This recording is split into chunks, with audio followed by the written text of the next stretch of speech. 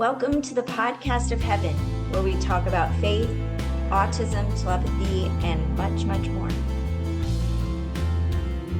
I'm Heidi Brown Gilkison. My husband Michael Gilkison and I are both huge fans of the Book of Heaven, and we were fans of the Telepathy Tapes podcast. And it was through our collaboration here with Katie that we decided to do follow-up to her book, The Book of Heaven. We're producing this podcast, The Podcast of Heaven. This is hosted by Katie Asher and inspired by her son, Houston.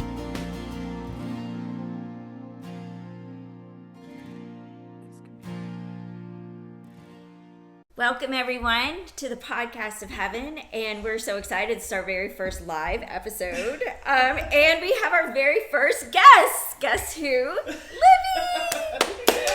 This is John Paul's mom. For I'm sure everybody who's listening has listened to the Telepathy tapes, and this is John Paul's mom and my best friend. And of course, Michael and Heidi came down just to do this, and we're thrilled. At the Miracle House. This is the Miracle House. And so I'm just so excited that everybody's here. And me too. Yeah.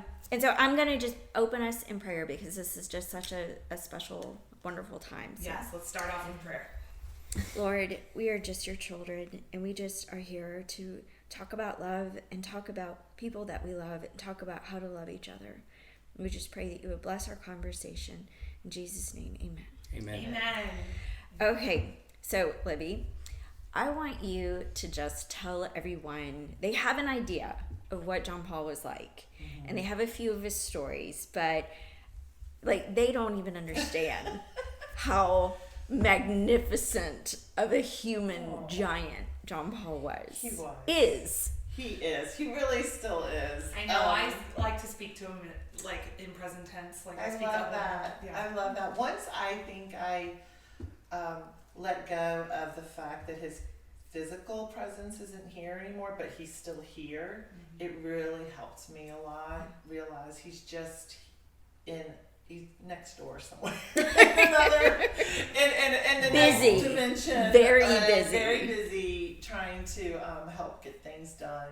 I hear from different people all over the world who will say, John Paul was with me. I know we call he was with us, and I firmly believe it. The things that they tell me are just so fabulous. But they're like, we talk about him and the lights flicker. We do that. This makes me laugh because he was very busy. He loved people. He liked to be in the middle of things, and he was a riot. He was so big,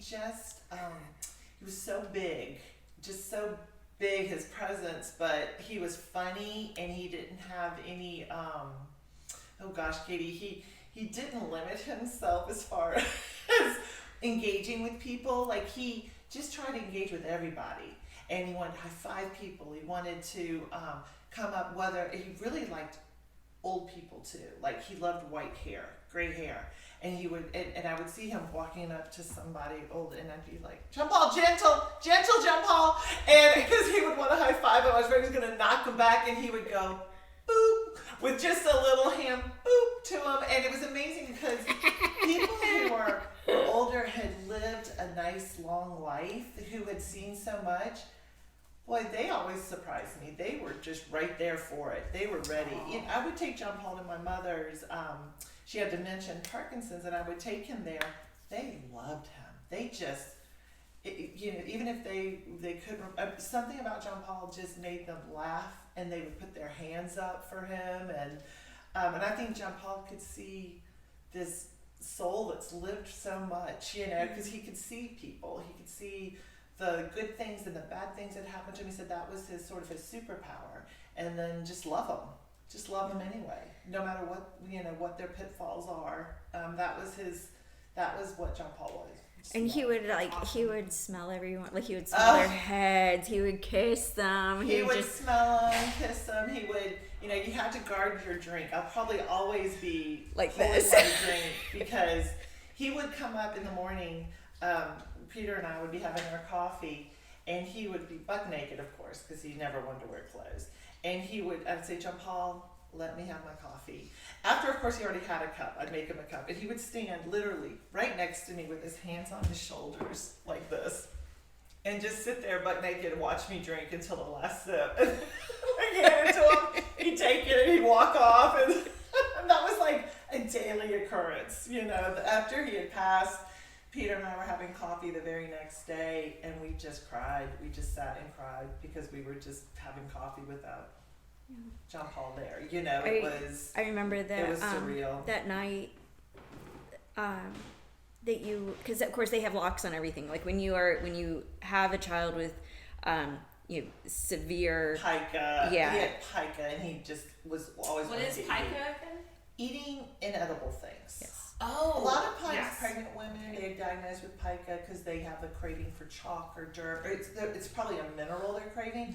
For John Paul's, we had all sorts of blood work done to see what he might have been deficient in, but it was just also became an OCD loop, impulsivity. I mean, it was.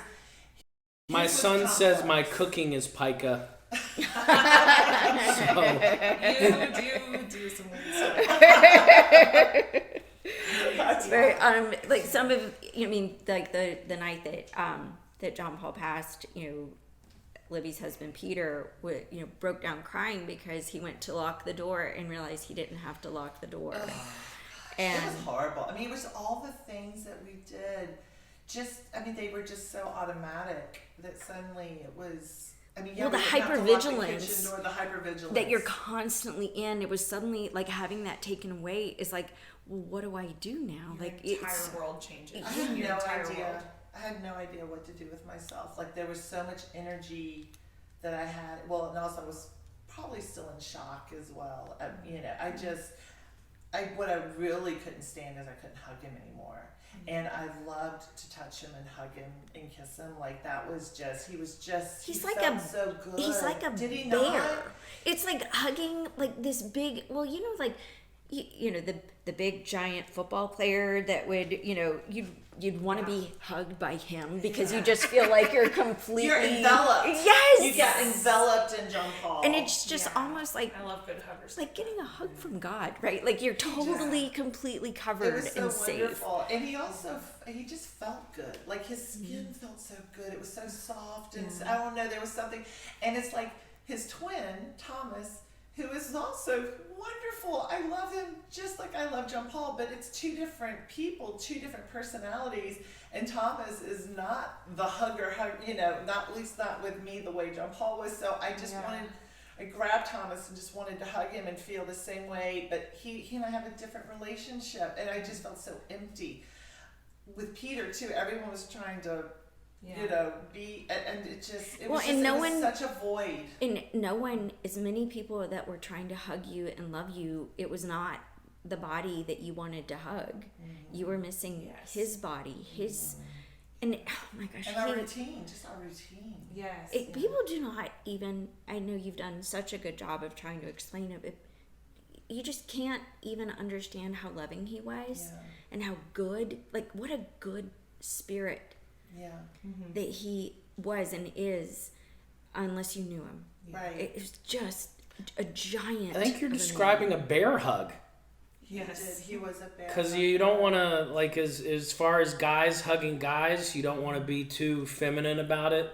So guys will go in and give a good, he like really wasn't growl. Like that, though. He didn't hug tight unless, what he would do is he'd put his arm around me and say, tighter, because he, motor planning and stuff, he wasn't like, he was a gentle touch for the so most you part. could get out of it if you wanted, like if he was wrestling. Oh yeah, you could. His Okay, so it high-fives- wasn't tight. No, it was, I would say tighter. It's more like tighter. a firm, I like just a wanted to firm. squeeze It's more me. like he was so, kind of like He was that careful scripture how about he like was. how, he covers you with his feathers, kind of like that, where That's he how just it felt. completely envelops Oh, you. that feather blanket, when we But I will wrapping tell that. you, his high fluffy. fives though were dangerous. They were. I love a hard high five. No, they were very, even, I would say that even if he high-fived the biggest guy, and I'd say, get ready for it, and the guy would say, I'm ready, and jump on, and they're like, whoa, I don't know, it was a gift. Those It was. hard high-fives Whoa. were. He was probably probably trying to like get some input. Well, absolutely Yes. getting input. And he it had was- the force almost, Yeah. and he would like throw his whole body Yes. into it. He would just be They like were his so whole hard. body. And that's why Wow. I was like somebody who I knew. Actually, there was one kid one time who was medically fragile, and we were going to the neurologist, and this kid was a teen, but he was in kind of a lay down sort of wheelchair. And John Paul, of course, just had to go right up to him. And I'm like, oh my God, Tom, gentle. And John Paul just put his hands out and went, doot, like that. And the boy just, it's like they made this connection, and the boy, because you know that they made a Well, connection. of course, and that's the thing is like our kids have this, like they are operating on the spiritual level all the time with minimal, motor planning. But even though they're operating on this like full on spiritual level, they make the effort to make physical and spiritual connections all the time, whether we realize it or not. We may not even recognize that something's going on. But I always tell this story about Houston and one of his friends that he went to school with. All three, and I was trying to convince his mom to start spelling, right? And they were standing there in my foyer, and Houston was facing one way, her son was facing a totally opposite direction. They had their backs to each other, and Houston's, rocking back and forth, and I'm trying to convince her, and finally she goes, "All right, I'll do it." And Houston and her son turn around and embrace. And she turned and looked at me with her jaw dropped and said, "Are they friends?" And that's what we have missed, is that they are having deep spiritual connections with each other, with the world, with God. And we don't physically see it, but they are, because they're operating on a spiritual level. And they really are. And things would happen all the time, such as, we went to our friend's house, May's, to go swim. And John Paul and May were really close, dear friends. And I remember we would swim often, but John Paul said they're swimming. May took a while to come out. So May comes out. May walks up and down the pool a little bit, and then all of a sudden John Paul jumps out of the pool and grabs a towel and a bag and hands it to me, and I put the board down, and John Paul spells, "May politely asked that we go home." And that was a whole interaction. And so later I said, well, we'll go then, So we went home, and I called another Katie. I called May's mom. I said, what was that all about? And May wasn't feeling well. She was not feeling good. And I think she was afraid to swim, that she might have an accident in the pool. It might have been near her, her period or something. But for whatever reason, and John Paul was not, he just said, May politely asked that we go home. And so but nothing was exchanged that I could see. And then that's what Katie told me, she wasn't feeling well. And so, when people make spellers spell back and forth to each other, it's obnoxious. It's a waste of time. It's for us. It's an absolute joke. Yeah. Spelling is for us. It is not for Yes, them. They that's don't a need to good spell point. back and forth to each other. Yeah. So every time I see people, it was so good to see you today, and back and forth, I'm going, oh gosh, they don't need that. No. But It's for us. it's for us. Yes, It's that's for a really us good point. to educate, because John Paul loved his brain fed. So it's for me to communicate with them. Thank goodness for spelling, because that's how we know. Yeah. But they don't need it for each other. They're completely fluent. Yeah. Like that is the soul's way of communication. And because they're more tethered to their soul and their spirit than their physical body, and that's where their connections and their development went into their etheric body as opposed to their physical body. So that's the one that they're using. That's how people who have near-death experiences, they all talk about the same thing, that they're just communicating in their mind. John Paul said, we communicate like the root system of trees. That's how John Paul liked to describe it. That is so cool. And Houston calls it a frequency, but it's the Yes. same. Well, that's so the mycelium in the ground are the neurotransmitters that trees use to send messages back and forth.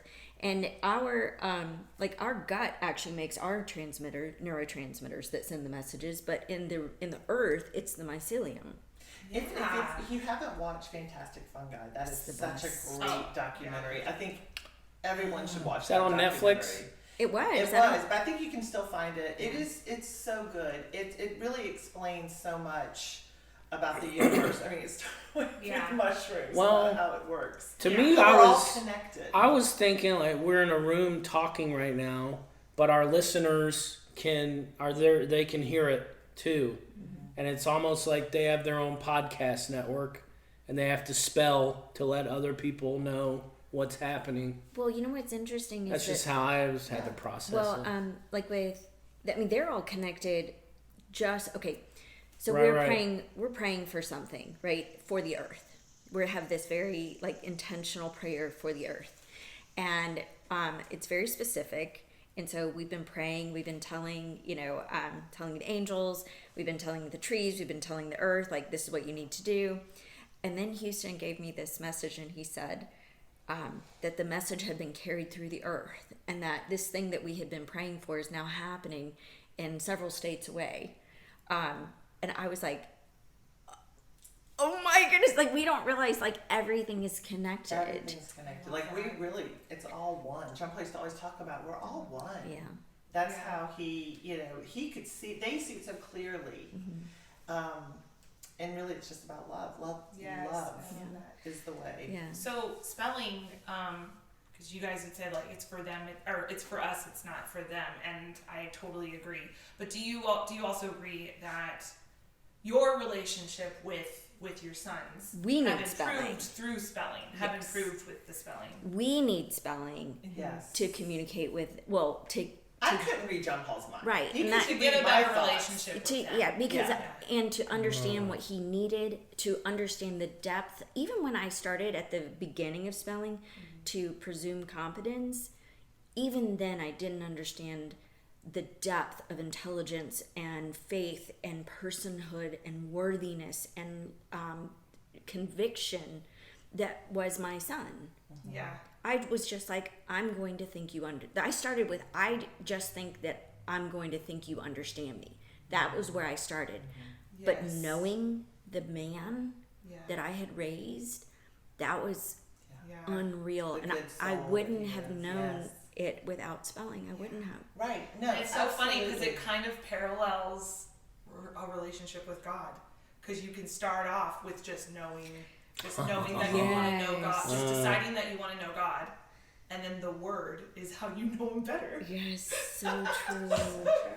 And I love, like, he's the Alpha and the Omega. He is the Word. He is literally the Word. Like, he's through whom all things come. And I love that, the Alpha and the Omega, because, I mean, letters are so important to us. Like, he is literally, like, the very, like, the alphabet. I always felt like John Paul was so happy and so, I mean, I'm not going to say he didn't suffer, because he suffered. That was the thing. He suffered a lot on earth. He had seizures, he had pain, he threw up. Almost after every meal he would go and throw up, and then in the sink, because he had a routine, and he would throw up in the sink instead of making a big mess. But I had to pick out all the things he'd swallowed throughout the day that were inedible, that wouldn't go down the disposal. But it was like, and he'd bang his head. He had a lot of self-injurious behaviors, and he would spell. But see, he could spell, I'm not trying to hurt myself, I'm trying to regulate myself.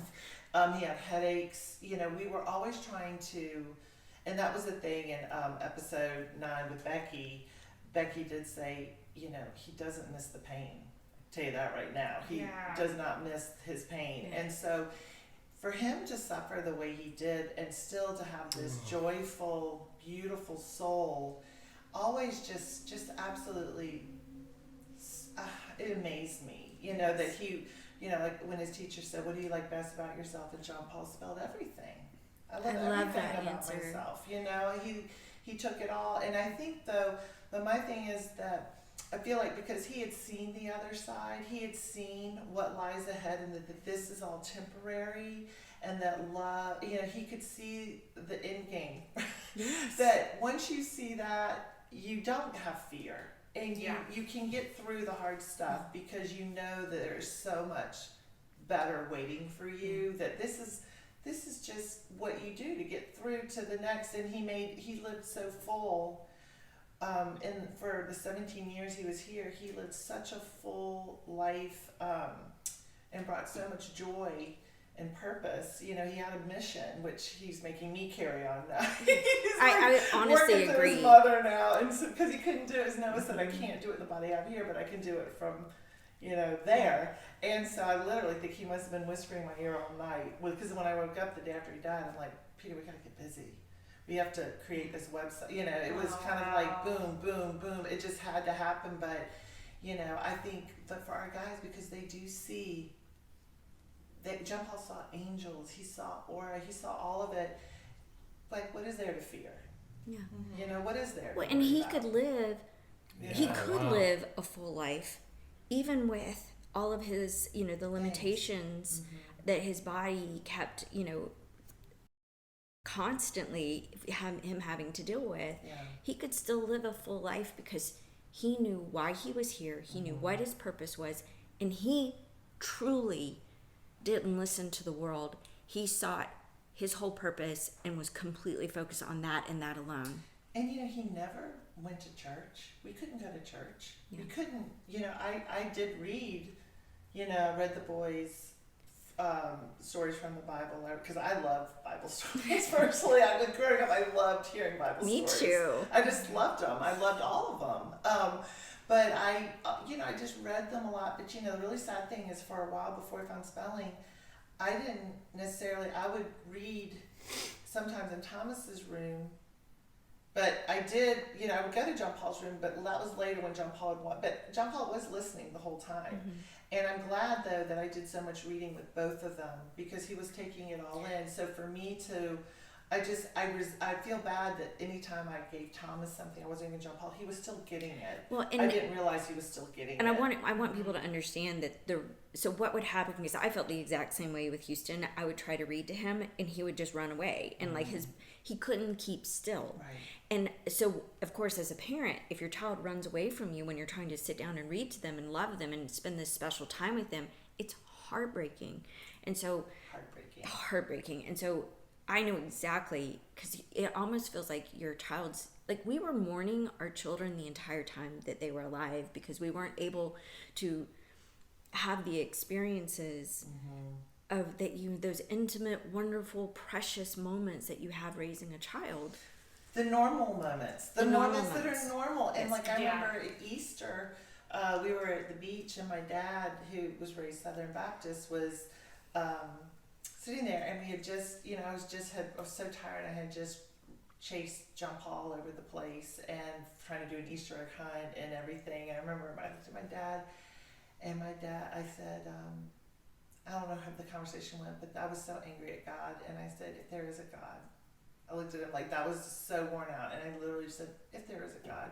And my dad's eyes just got so big, and I was so angry at God at that time, and just, why could you do this to my precious boy? How could you punish him like that? It was more, I felt so bad for him than me. And my dad looked at me just shocked that I would even say that, and he said, I'm just going to pray for you.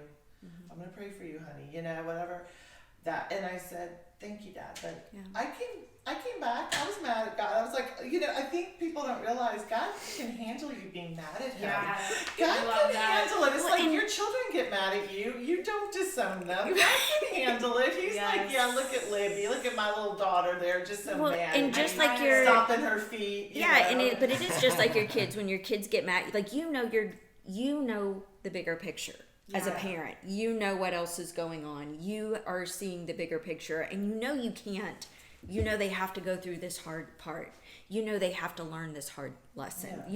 All of these things are going to be good for them, and that they're gonna get to where you are and realize, oh, that was why. It's our, because we as now. parents go on this journey. Our kids are on a journey, and we're on a journey. And when I look at people's Instagrams and see where they are in their journey with their child, if they're an Instagrammer and if they talk about their child, it's so interesting, because I know exactly where they are when they're still. Because I have to say, once we started spelling, And I realized John Paul was always there. He always knew who God was. He always knew. He knew. I mean, I was like, it does something to you that makes you, because I see Instagrams where the mother is, regardless of their religion, whether they're celebrating Hanukkah or they're celebrating Easter, they're usually so sad because they don't think their child understands why they're celebrating. And they get so sad because I know that feeling, because I had that feeling. And I want to reach out and I want to say, no, they do. They absolutely celebrate. One of them's like, we didn't even put up a tree this year. I'm like, no, put up a tree, celebrate. But then they look at you like you're crazy, and you're like, please, just, your child's in there. So that's why this movement, this presumed parents have to know. Spelling, parents have telepathy. They have to know that their energy and their actions directly affect their child's. Yeah. I see it all. It is not what you see. It's not what you see, and there's so much there that they're taking in, but it's hard. It really is hard to tell a parent who hasn't found that yet, because they're in the struggle. They're sleep deprived. They're exhausted. They're scared. They're worried. They're grieving. Future. They're grieving. They may have other children That's, that they're I was having going to to say, deal it probably with. colors, you were a mother of 5. It probably colors every experience you have with your other kids as well. Well, and they're resentful. Right. And before you guys came, I was telling my youngest that okay, they're bringing their son, and this was, but anyway, bottom line, it was this experience, and then another experience with another family who have other children. Yes. And I'm like, these other kids, like, they don't understand what you understand, and you have the opportunity to give them your insight and how you would do things differently, knowing what you know now. Yeah. And he said, I would do anything to keep people from feeling the way I felt growing up about my brother. I hate that too. Oh, It wow. breaks your heart. Like Thomas, I never even realized Oh. the guilt Josh was It's it's horrible. so hard. Thomas has his own, and even though growing up, them being twins, I always was checking with Thomas. I gave Thomas. I hate when people say to me, Thomas, he didn't get the same things that John Paul did as far as my attention. It kind of really, I get upset by that, because I worked super hard to make sure Thomas felt loved. Like I let him sleep with me every night, and I'm a snorer, so I sleep suffering from Peter so he can sleep. And so Thomas, he needed that extra love from me and to feel special, until he decided, ew, I don't want to sleep with my mother anymore. But I let him crawl into bed with me every night. We had our routines. I took him, we did so many special things for him to feel special, that it's like no family situation's perfect. You can have no autistic kid in the family, and someone's going to feel unloved. Someone's going to feel like they don't get enough. And so I'm always thinking, I worked so hard. But Thomas more has, I think he feels bad that he didn't include his brother more, because Thomas had this, I think he feels like he didn't give his brother enough attention.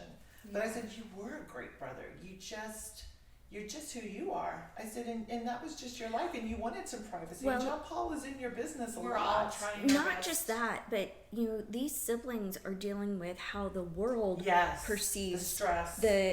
how the world perceives their autistic siblings, who they love. And so they see the world mocking, they see the world irritated, annoyed, they see all the people's reactions, and then they're in this horrible position of like, I'm supposed to love my brother, but I'm embarrassed by this, and I can feel that person's the stigma and their judgment of us as a family. And then what happens is these kids are like, why am I born into this family? Why couldn't I be born into a family that didn't have so many layers of like mental It's gymnastics they've Yeah. had to deal with. Well, and I will say one thing that I always, we laughed so much. I always wanted to bring humor and make things lighthearted and which is good and bad. I did it for my own because I wanted a happy house. And I said, Thomas, not everybody makes a joke out of things, but I had to laugh about things because it was ridiculous. This 6'8" naked boy waiting for me or in the driveway when we come home.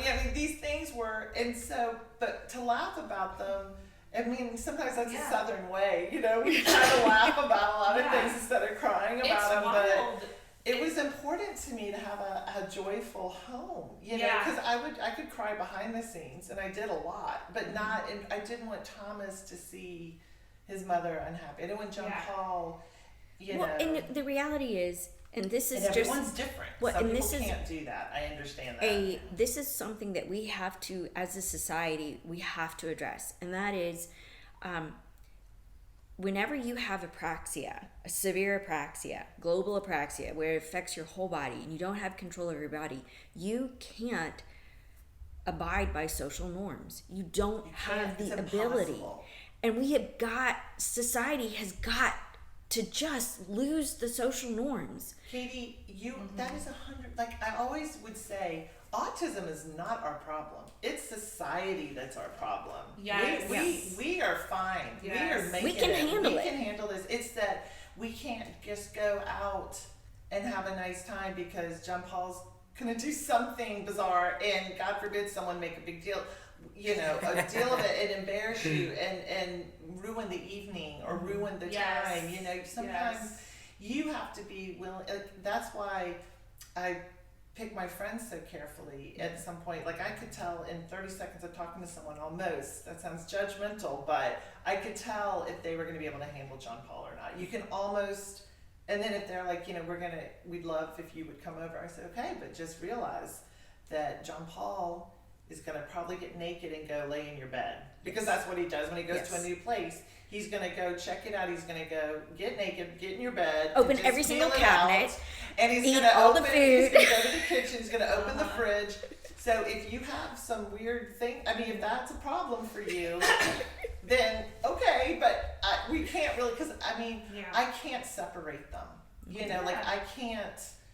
I don't really want to live in two worlds if I don't have to, and that's sometimes you feel with an autism. If you have like neurotypical kids and autistic kids in your family, you live this double life. It's like you go to lunch with the ladies at Thomas's school, and the conversations are so different, and then you go into the autism world and you are living this dual life, and it feels so.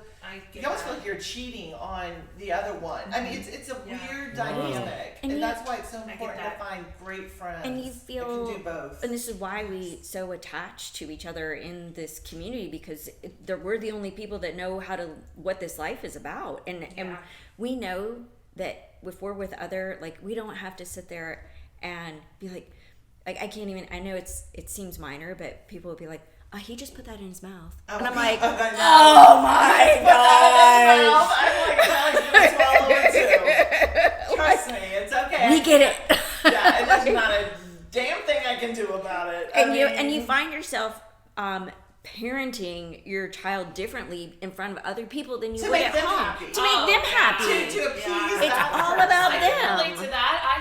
I deal with that a little bit as with my child too. I'm sure you do. Small fraction, but like I can understand that. Yeah, it's just it's so annoying because you're acting. Yes. Like, why am I And your kid's looking at you like, Why you am I wouldn't doing do this this? at home. Right. You're like, basically, I'm a he'll liar call it to out make you in feel front of me. comfortable. That's right. Yeah, just to make everybody, or that my parenting is up to par. You Yeah. know, like, because they think she just never spanked that kid. Like, I hate that one. Yes. She just never. I'm like, oh, please give me a break. You have no idea. I could spend my entire life and I'd be chasing John Paul around. And I honestly think sometimes when I see unbelievable dysregulation, there are times I think that child is dysregulated because there's no peace for them. They're constantly. They don't get peace because their family can't let them just be. Yeah. And it's really I couldn't do that. It is I having. didn't have the energy. it is or the having will children. That's to do it. I don't difficult wanna do to that. watch. since I've known you guys and read the book and the podcast and everything, I will witness that happening, you know, in my life, like at church or something with an extremely dysregulated child, and it's so hard. Like I'm like, I can't step in. I'm not involved. I don't even know them that well, but I can feel it. Well, also, I mean, especially in public, those parents are not just having a child who's dysregulated by who knows what trigger, but they're also being anxious by worrying about what other people are thinking and feeling. And what mommy's feeling. Oh my goodness. Yes. John Paul would spell, we'd be out in public, and John Paul had this very loud loop of a scream. Like he would go, but I mean, we are talking. I'll explain. What? Let me explain. Siren. I would, kind of. He would put, I've seen a lot of autistic kids do this over the years. And you know, when I work with kids too, if they have this, John Paul was a seeker, and he also loved noises and stuff, but he got something out of putting his hand here and it would echo into his ear. He loved that sound, but it was, I would be, Libby and I would be going somewhere with the boys. I would be in my car, all the windows up, radio on. They would be in their car behind me, and his siren noise would come out louder than whatever I was listening to. It would be that loud, and it would vibrate entire buildings. Cool. It really isn't cool because it's so hurts your loud. ears. It is loud. But it's very loud. But it also, he did it nonstop a lot of times. Like there were times. I mean, we did have quiet in the house too, but also that was like his favorite. That was his. It just felt good, I guess, to him. It was a stem. And we tried hard. Sometimes even trying to break it actually strengthens it. So you have to be so careful when you get, because it was kind of a verbal loop of his. And the years I spent trying to get rid of it, I was probably making it a stronger loop. It just not realizing that as I was giving it attention and trying to address it, it was becoming something bigger. And this is something just for people to understand that whenever these kids have got something like that, you don't necessarily want to target that. Scramble it. You want to redirect. So you are trying so you're trying to essentially disrupt that myelinated neural pathway that is just, it's firing over and over again. Myelinated. And so myelinated means it's a well lubricated. So it basically, goes straight to that every one. time, It's every time you do pathway. Yeah, every time you do a motor activity, it creates insulation around that neural pathway. This is why you can go into why you can drive home and not remember driving or dancing, or it's so well. It's just it creates insulation. Is over repetition, so you don't have to actually produce any motor planning to activate the neural pathway, because the brain already has all the steps. So it's already got all this motor planning, and so it just executes them all muscle with you memory. out. Yeah. Yeah, it is Wow. Without you knowing. Or not knowing. So here's the thing. Flow of water through pipes. Well, so like if John Paul, it's same thing with like grabbing food or grabbing someone's drink. It's also that reptilian brain quickly doing this before. It's almost like that's so quick before the executive functioning is coming in and saying, "Hey, this is inappropriate." Well, okay, there's with like grabbing something. Yeah. Okay. So there's four. So there's four components of movement. There's initiation. There is continuing the movement. There's changing directions, and there's stopping the movement.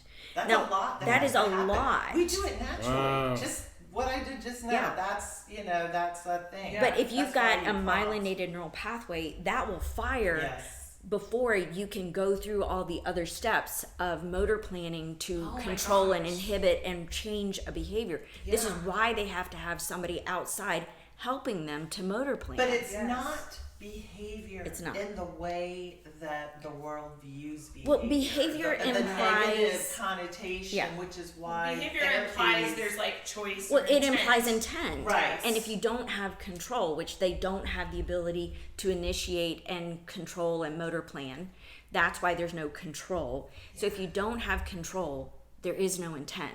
What we're seeing, what the behaviors are these myelinated, impulsive motor pathways that are firing before the motor planning can be executed. Yes, yeah.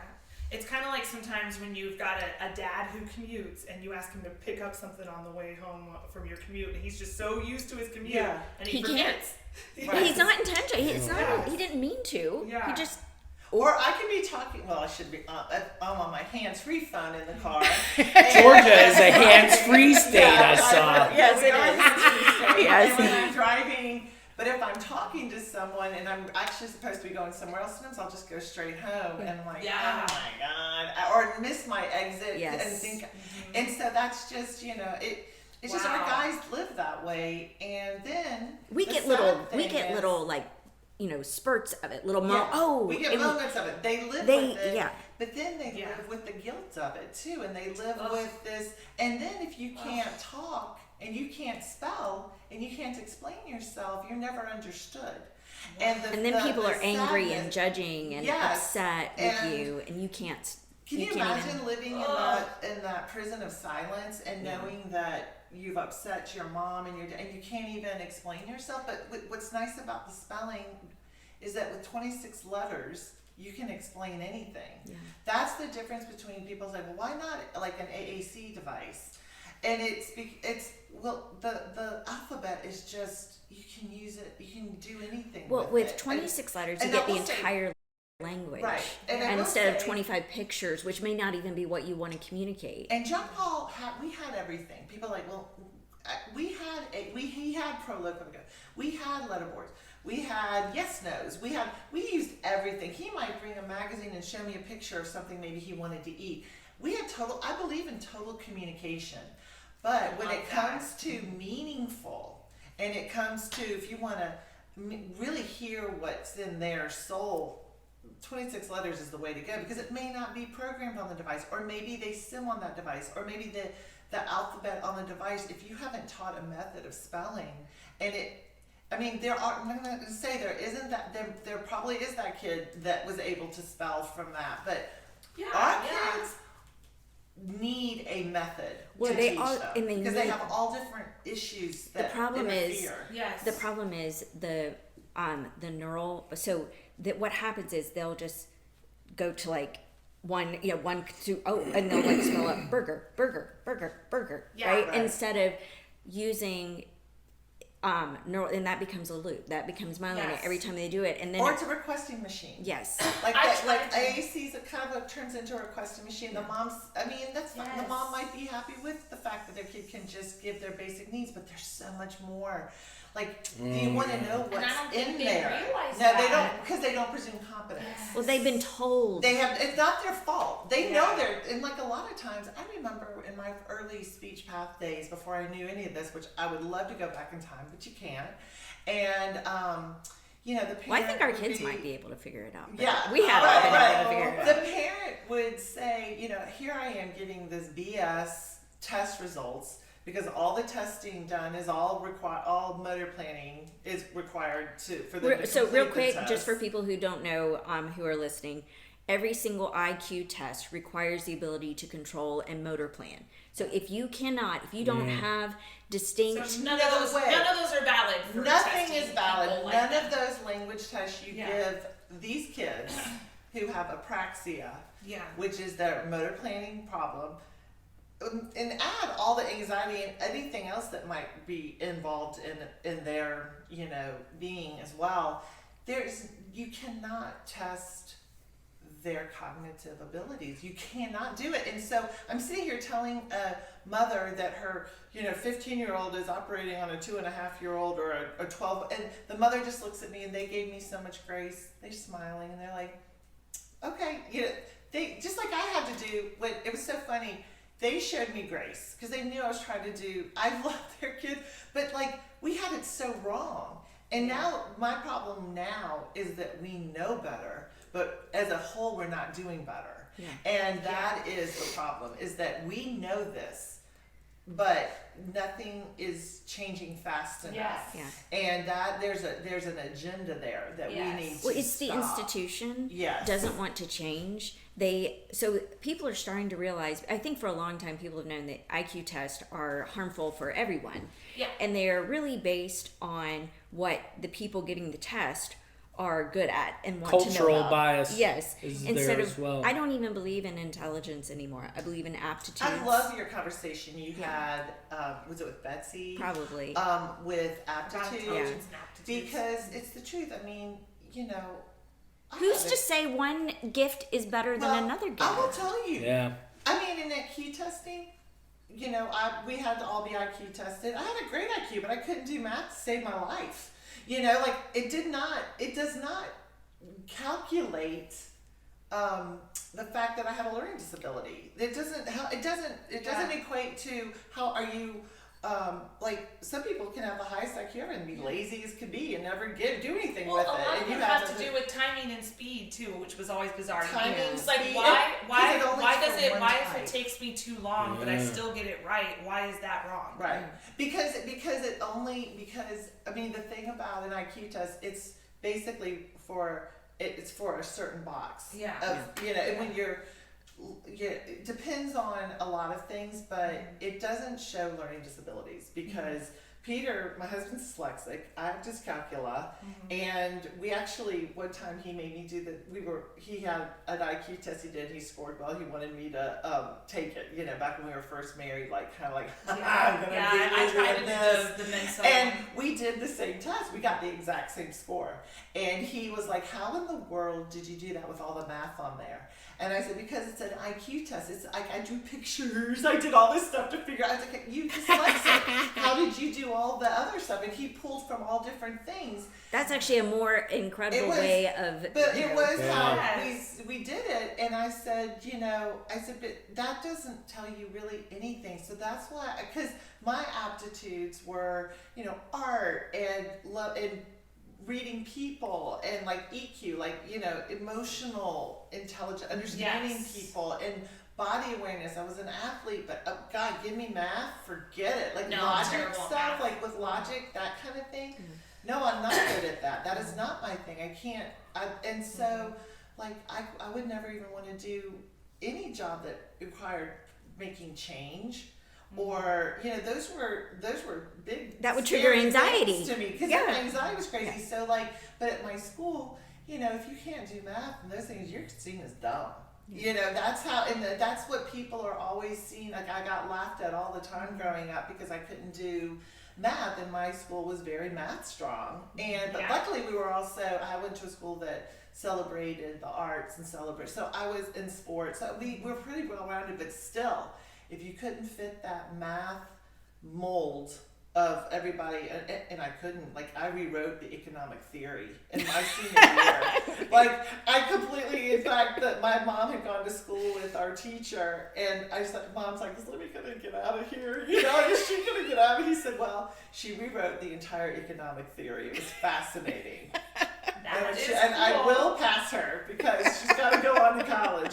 And I picked a field I didn't have to be strong in math, speech pathology, where I love people and I can just do that, and that's my strength. That's my aptitude. Well, and the whole thing is like this. There's this bias in education, in the institution of education, that intelligence equates to worth. And they're 100%. trying to categorize people. They want to classify, the whole classification in the sciences. We're going to have this genus and family and species and everything.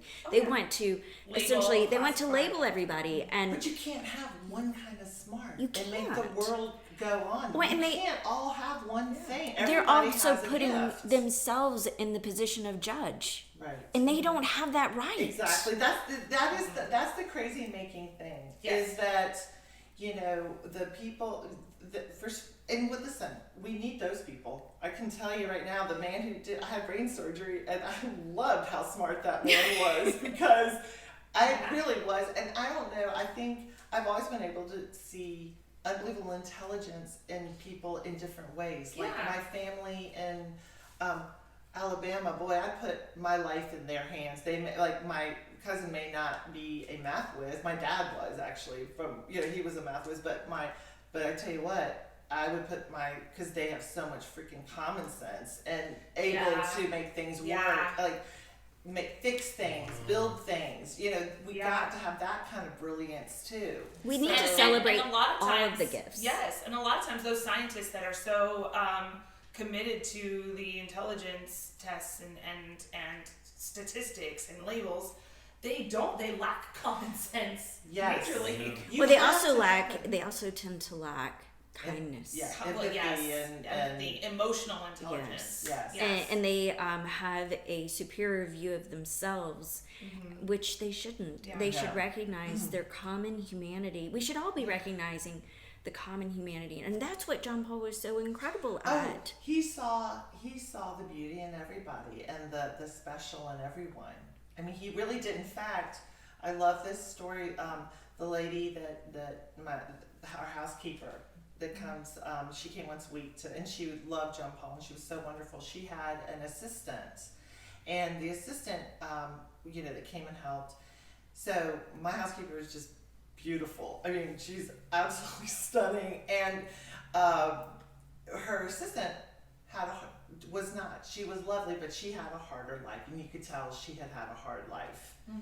Well, John Paul would not leave her alone. And then later, I said, John Paul, you cannot leave, Lucita alone. And he spells, she's so beautiful. And he could see Her heart. She's the dearest person, but he saw so much deeper, and he said, she's just so beautiful. It's like Shallow Hal, right? Yeah. It's exactly like Shallow Hal. Like these kids, they see the real person. They also see the ugly. Yeah. Well, I told, and I made sure, and the ugly. Yeah. But I made sure this lady knew that John Paul had said that about her. And the next time she came over, I mean, it did something for her. It does to know change that you. someone had seen The Who you really anxiety are. in her. I mean, it did something for her that she was really seen, and that's what John Paul could really see somebody. But he still loved them, even if they were awful. Yeah. John Paul could see why they were awful. He said, "I can see their pitfalls and still love them." Yeah. That was his gift. Yeah. Did he see auras too? Oh yeah. What was her? Did he say what her aura was? The color? You know what? I probably did ask. I can't remember, but he saw like it was he. But I would tell people that John Paul, if I asked, I would tell them what he said their aura was, and it was always, people were always really delighted if he really, even if it was like a different color than what was it would still delight people. Oh yeah. Well, I remember this one time, Houston, was very honest and told someone about a lot of Your aura is black. Not such a beautiful brown. aura. It was brown, okay, Yeah. which everyone knows brown he is told me bad. about the gray in my aura. Yeah, and anyway, and brown is very selfish and can be greedy and just Jealous. and it's definitely one you want to work on, right? For sure. And you can change aura. You Yeah. can, It doesn't you can, stay because the it is same. Yeah, because we it's talked about it. It resonating changes. with what you're doing. Like your actions create energy, and then Yeah. So anyway, he I was like trying to share this what I knew was bad news, and she sat there and she goes, "It's not like I don't know that about myself." I love that. Okay, well, I love that. and I think Houston, even though it's painful for people, he exposes Like the it truth. is. Well, Houston said with mine, he said there's holes in yours from losing John Paul. Yeah. Like just a sadness. yeah. Like he said there's holes. Yeah. And they're healing. I know it's healing and getting better and better. Which that reminds me. we should ask him. That reminds me. I found this I amazing. want an update. I found this I need an update too. amazing website last night that I got way too excited about, and now I filled up a shopping cart, and I'm like, okay, this is wrong. I need to I can't buy everything on this site, but it's flower essences, and so Flower essences. this is so incredible. All right, so and I've known about flower essences because it's all frequency and energy, right? And so the different flowers have different. This is why we can smell things and feel different ways, right? And so anyway. whenever at the beginning of the website, it's talking about how when God created the heavens and the earth, and that the Spirit of God was hovering over the waters, right? And she said, there's really no way that we can correctly and adequately translate those Hebrew letters into the English meaning. Yeah. Oh, she you said, sent me a good video. Yeah. And about that. but basically it was, and remember, the water contains memory. Water can It's have, intelligence. yes, it is intelligent. And so here is the Spirit of God with everything that is good and holy and incredible and light and truth and life, hovering, literally vibrating, imputing the frequency into the water. And I was like, and so that she was like, remember that when you understand flower essences. And just going through all these things. One of them, though, was I want to say it was like the fragment finder, but it was like all these, like, whenever you are fragmented because of trauma, that it helps to actually start to begin to heal the fragments. The flower. Okay, so this is so interesting. So this is why there are no accidents. I'm just going to say coincidences are Not true. not true. There is no such thing as a coincidence. In fact, I've been talking to Even coinky dinks? not even Twinkies. Not even coinky dinks. I love Rob Gentile said that coincidence is just God's way of staying anonymous. Yes, I read that before. I love it. I love that because that's true. So with the flower thing, so I did a friend of mine came who is very telepathic herself, and she said, I just want to tell you some things. I just want to share this with you. She said, John Paul, he calls you his rose. And said that he calls you his rose, and what he does, she says he's showing me a almost like a hula hoop of roses that he puts around you as protection. So she said, so then I'm talking to Sarah Intonato, Sarah Intonato, and I did a podcast, and said, we were talking about it after the podcast was over. I was telling her about the roses and stuff, and she said, Libby, that's so interesting. She's like, because I have gone to several like healing retreats in India, and they talk about the roses, and red roses in particular are very protective roses. Oh, real quick, So- just so everyone knows, Yeah. essential oil, rose essential oil, like rose Yes. I think it's Damascus. Anyway, but it is the highest vibrating essential oil. She says, so she's talking about how important that particular, and then literally Peter walks in the door with 12 dozen red roses and hands them to me. He's like, here, honey, and gives them to me. I'm like, you cannot make this stuff up. This is so hilarious. I took a photo and sent it to Sarah, and we just laughed. But all that happened basically within the same day. Red roses everywhere, and we're laughing because so John Paul, he does protect. He is always there, always sending me numbers, always letting me know he's around. And now I'm paying attention to red roses keep popping up for me constantly. I love that. I love that so And much. we don't realize that everything is connected. Right. Everything, and everything is living, and everything is alive, and everything is energy, and Our it's thoughts are energy. everything. Our thoughts are living. Yeah. It's Our emotions once you are energy. realize how much control you actually do have over Yes. yourself and your well-being in your life. It's Yes. sort of in many ways. Hey, we have a visitor a little bit. Houston. Yeah. Hi. Just say hi. Hey, Hey, Houston. we're doing the podcast. Houston, go ahead and I go gotta on have my upstairs, Houston okay? touch. Can you go on up while we're recording, please? Hello. Aww. I love you. No, not. Thanks, Mom. I wish I could. Houston, Maybe go on later. upstairs. We'll do something later, but go on upstairs right now, okay? Yes. Okay, go on Oh, up. Houston, you're such a good guy. We love you. John Paul would be. John Paul wouldn't be standing Naked? right here until we went to McDonald's. I'm just telling you, he wouldn't move. He'd be right here I staring know, at us it's till it's really over. amazing how well he's doing. Yeah. He is. Yeah. He's doing really great. And I wanted to clarify or just like kind of mention, and this is way earlier when you were talking about Pika. Didn't Houston have it too for a while? It was in the book. Not as severe Yeah. as John Paul's, which he had some incredible stories. So you got to tell the hematite story. Okay, this is really funny. I still have them. So Katie comes over, and Katie, you know, she has her crystals and her energy and all this. So she's like, I think hematite would be so great for John Paul. Because it's grounding. Because it's grounding and it's magnetic. It's just all these. He would cool feel things. the energy and they feel good. They're these round, nice, hard. You know, people massage them in their hands. They like people Feels use them for good. hands, all sorts of things. So Katie comes in and she's like, "Here you go." Like it was so neat. And I'm like, "Oh, you're so cool." And John Paul is kind of looking at them, playing with them, and then we walk away, we come back, and they're gone. They're gone. John Paul swallowed every single one, all 5 hematite balls. These are large They're balls. like about that big. Rocks. They're all down. Yeah. They're round. They're like marble. They're smooth. Yeah. They're heavy. Yeah, smooth.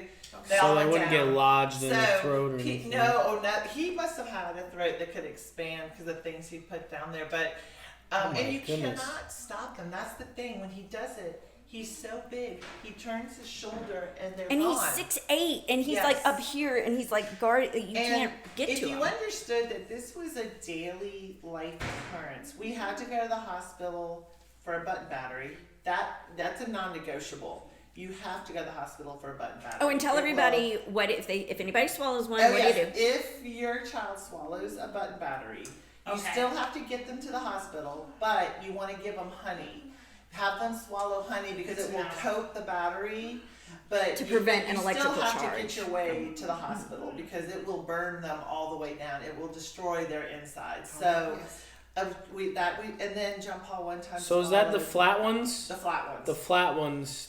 And they're packaged very carefully, so they're really hard to get into, and they do put a bad taste on them. But for a kid like an autistic kid that's a sensory seeker, that means Well, and nothing. they It means nothing. bad taste can be good Can taste be, to them. yeah, they can. It Yeah. can be. It's just they process it because It's of like the noxious sour. stimuli. Yeah, Like some lemon or it something. means nothing. And if it's a loop, they're still gonna pop it in. So a lot of people that like tequila shots that would understand that Yeah.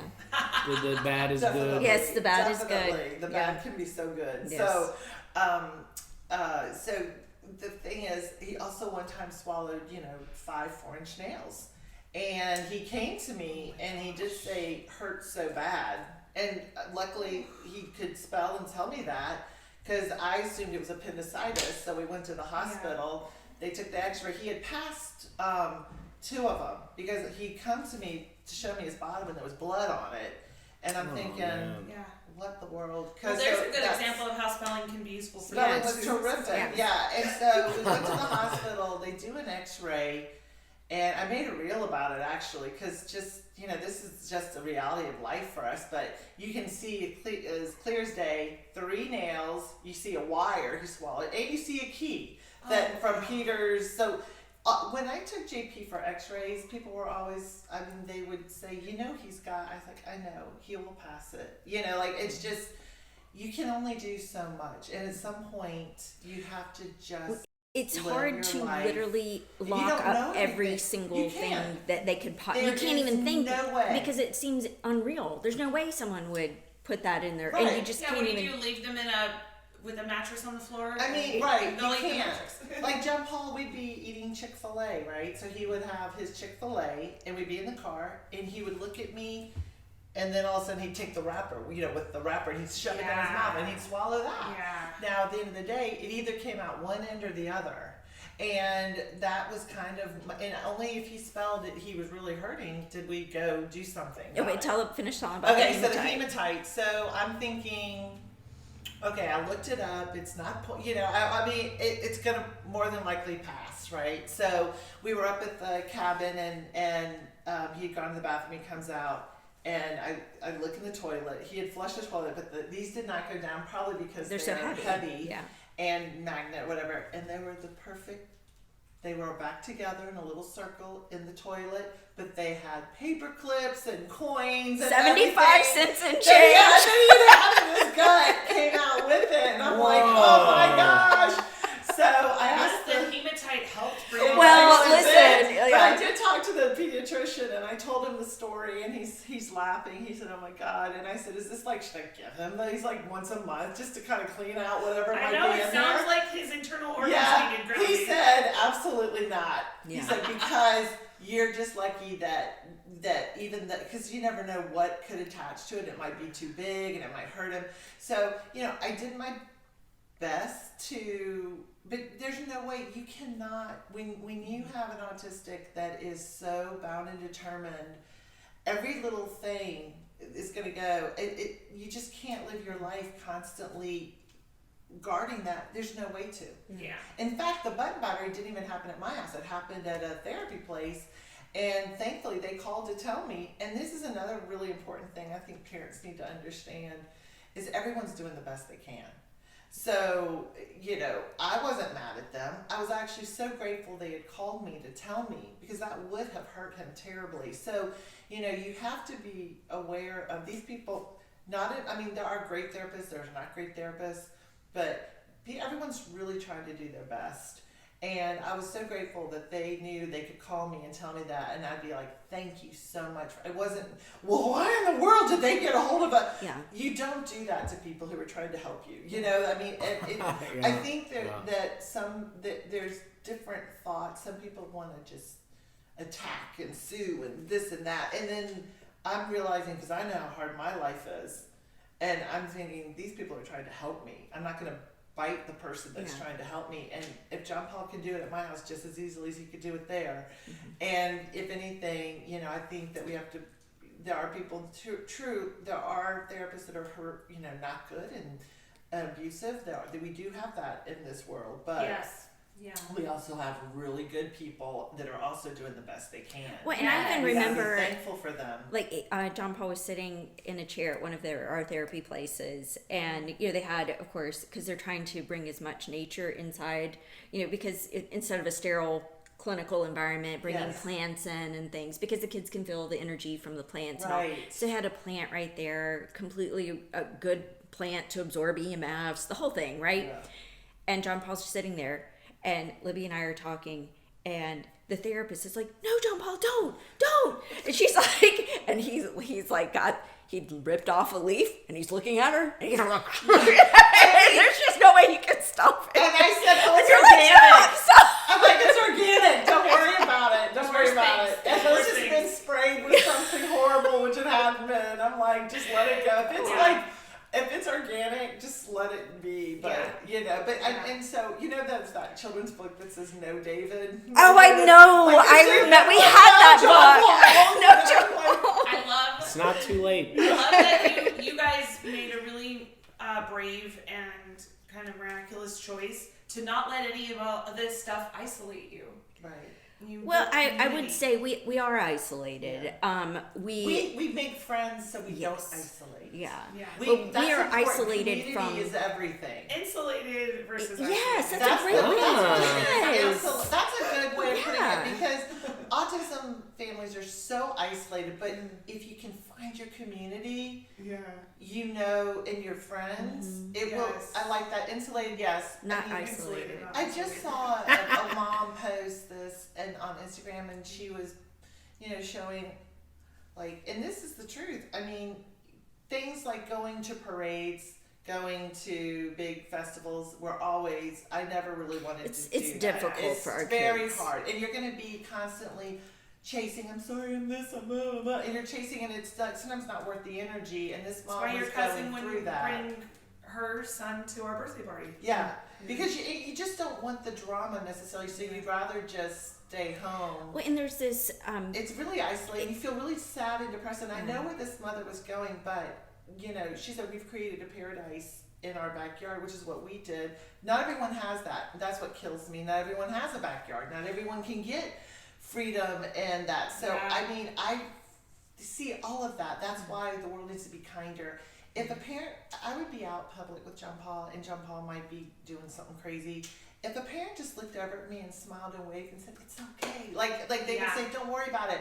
What that did to my nervous system, it calmed it just instantly. I mean, there are so many things people can do to improve the life, and just to be a kind heart and just look at that person. You're doing wonders with that. That's another question I was going to ask, so that's a good segue.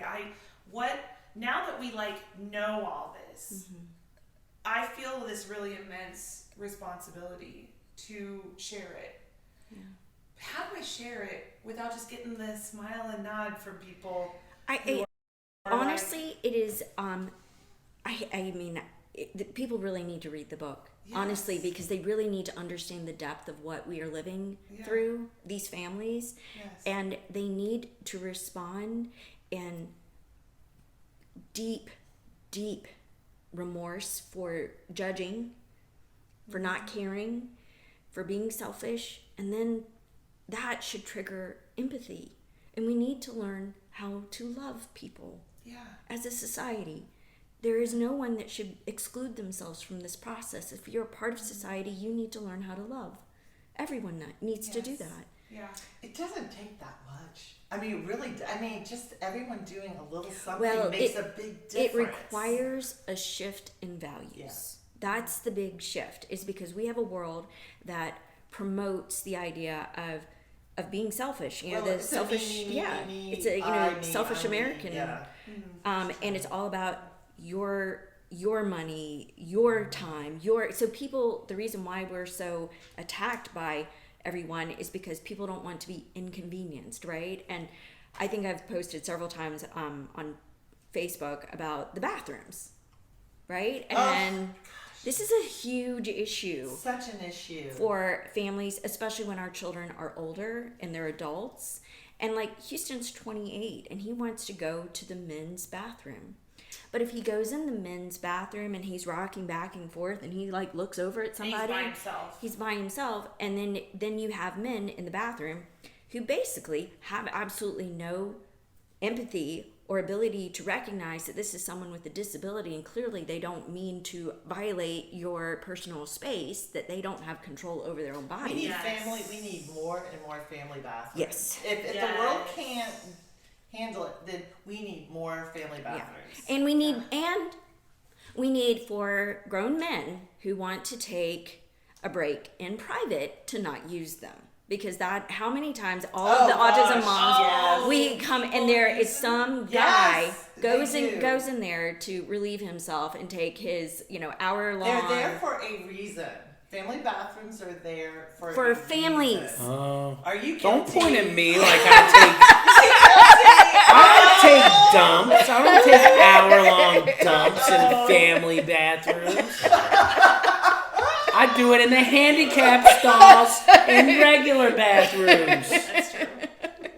But we need the world to know that is actually an infringement. It's like you taking our the one bathroom that we can use, and you're taking so it it's away. accessibility, right? And you're taking, so now you're putting us in the position of a person who doesn't have control over their body, who's literally doing the dance, just about to wet themselves, and Katie, it's like that. It's like years ago that this still just makes me cringe. But the family, I don't know, it was a family, and they hired someone with Down syndrome to be in their family so they could get on all the rides first. It was a. Are you kidding What is me? this? Years ago, I don't remember the exact story. Years ago, That is awful. there was this obnoxious. I'm sorry, whoever it was, they're obnoxious and entitled, and they hired someone to go on rides so that they could get on, because at Disney So what do they ruin it for everybody? Yeah. And it's like the entitlement of people, and just the because it's just all about them. That's what they think. They should be so, but they probably aren't. But it's and just all these theme parks are already rolling back their disability services Because people have abused because them. of things like that, and that's a really cool parallel example to everyone's complaints about facilitated communication and RPM. Is that because a couple of times disability people have been taken advantage of, so we can't do it at all. It's like the worst people thing who ever. are disabled have always been taken advantage of, Always, and always will be until we learn to just As be a good society to love everyone, The fact that, especially those who need the most help. Yes. So someone was asking me about FC the other day, and I said, FC is a very valid form. It is so valid. I said, what are the kids? It was originally, I think, for cerebral palsy, where they have absolutely really no motor control, but they can push against. So when that happens, and the whole scandal, whoever of the powers that be decided, okay, we're taking it out of the schools altogether. Do you know all those kids that had been benefiting from it lost it? So it's basically taking their voice and pulling it away because of one incident, and the person wasn't trained. That's the other thing. You have to get properly trained. Yeah. And it's just that the ableism and it's everywhere. Well, It's I mean, okay. It's just why It's an outlier. are we cherry picking what we're gonna completely do away with because of things that went wrong? Well, then take away ABA because things went horrifically wrong there. Horrifically. Take away, Why isn't that still there? I mean, well, that's Take away all law. You don't want to trigger us on that because we will go off. I'm so Oh sorry. no, I dealt with one of those guys in the comments, and it's just a total vibe killer. Yeah. Well, The guy doesn't want. They're indoctrinated. And it's the thing. But he's like, oh, I've done it this way for 15 years. Well, what if you've done it wrong for 15 years? You've traumatized people for 15 years. If I could go back in time to when I was a speech therapist in the public school, if I knew about spelling and the methods back then, oh my gosh. And so the fact that people haven't changed and haven't said, it should have changed years ago, but it hasn't, and that is why I'm so glad. I'm hoping this is the time. This is the paradigm shift. So in every other industry, you have to continue. You have continuing ed. You have to continue to grow. In this particular case, they planned something that they think was going to that was supposedly data driven, so it worked. The idea that you take data isn't proof that it works. It's just you're taking data. We could talk about you have more information. No, but they actually now have data that it doesn't work. It's just made up data. It means nothing. That's the problem. It doesn't mean. Well, John Paul has inspired me just from my observing and research I've seen. I think people that have badges and abbreviations like, I'm part of the ABC and I have a badge with the QRS and the. I think it gives you like an ego, like false ego, you know. Well, people actually respect Or it. Certifications also. That's a big one. I have a certificate in. Well, and it's this idea that ABCs. This really, it's not just entitlement, but it's this arrogance that I went to school, I know more than you. In reality, the people that actually live it are the ones that know. He straight up said that to me in the comments. And that's the problem. I went to school for this. You went to school when they were calling people cripples. Yeah. And that's correct? Here's the thing is I was a speech therapist going into homes, okay? So I started in the school system, and then I worked in clinics, and then I started my own practice going into houses. I was in people's homes. I was a speech therapist for, 7 years before I had John Paul. And then John Paul really, he didn't start regressing. And so I was still working at the time and everything. I still didn't understand autism until I had John Paul. And I was living it 24/7. Wow. And I was surrounded with autism. And I still didn't understand really how it affects every part of your life until I was 24/7. And so when I listened to like a therapist, especially someone who, you can learn from everyone. And I learned about RPM from a young therapist. And I am so grateful. So I can learn from anybody. But if you're trying to tell me you understand and you don't live this, you don't really understand. You can help me, but also you need to listen to the parent. Because the parent really knows. And I laugh at parents gave me a lot of grace because the things I said to them sometimes, I'm sure when the door was closed, they were like, she's a fool. But we love her, so we're going to let her keep coming back because she loves our child. Nice. But I look at things that therapists say and I'm like, and then especially people who are against spelling and against this, they've never been to a spelling conference. Yeah. They've never seen it. How dare you have an opinion? Well, and it all is based on this. It's unbelievable. I want to give, this is why it's wrong. I'm just going to go ahead and go through it very quickly so people understand why ABA is totally and completely, utterly wrong on every single level. First of all of this came about, the IQ tests and everything came about as a direct response to social Darwinism. this idea that you could naturally select. So these social scientists came out in the 20s and said, did ABA start out as conversion therapy? it did. Yes. It did. The devil. It The did. devil. Yes. It was conversion Yes. therapy. So what they did to was, cure. that's all of this is homosexuality. I mean, yeah. that's what it was originally. I mean, Yeah. think about Yes. that. So, okay, so it starts with the 20s. These social scientists come in and they, of course, feel that there are some people that are superior to other people, and we are going to identify who we think is more valuable than others, and we're going to develop these tests to identify, then we're going to isolate, then we're going to either sterilize or euthanize. Welcome to the 20s, 30s, and then you have... And let me do a timeout parentheses there. That's why the Nephilim does their Luciferian rituals, is because they think they're superior to us, That's quite so that they parentheses. can do that. I did Anyway, not know any of that. That's just Thank a you little for bit that. AT dubs from my There we go. for my So- one person in the comments of YouTube, now continue. Well, so this is actually what led to, the first experiment and the final solution, where they took people that were disabled in Germany and they were euthanizing them with gas chambers. What? This is actually where it came from. It came from this. Well, but the United States was sterilizing them. They were identifying and sterilizing the undesirables. Well, so that guess they wouldn't where these procreate. scientists moved from?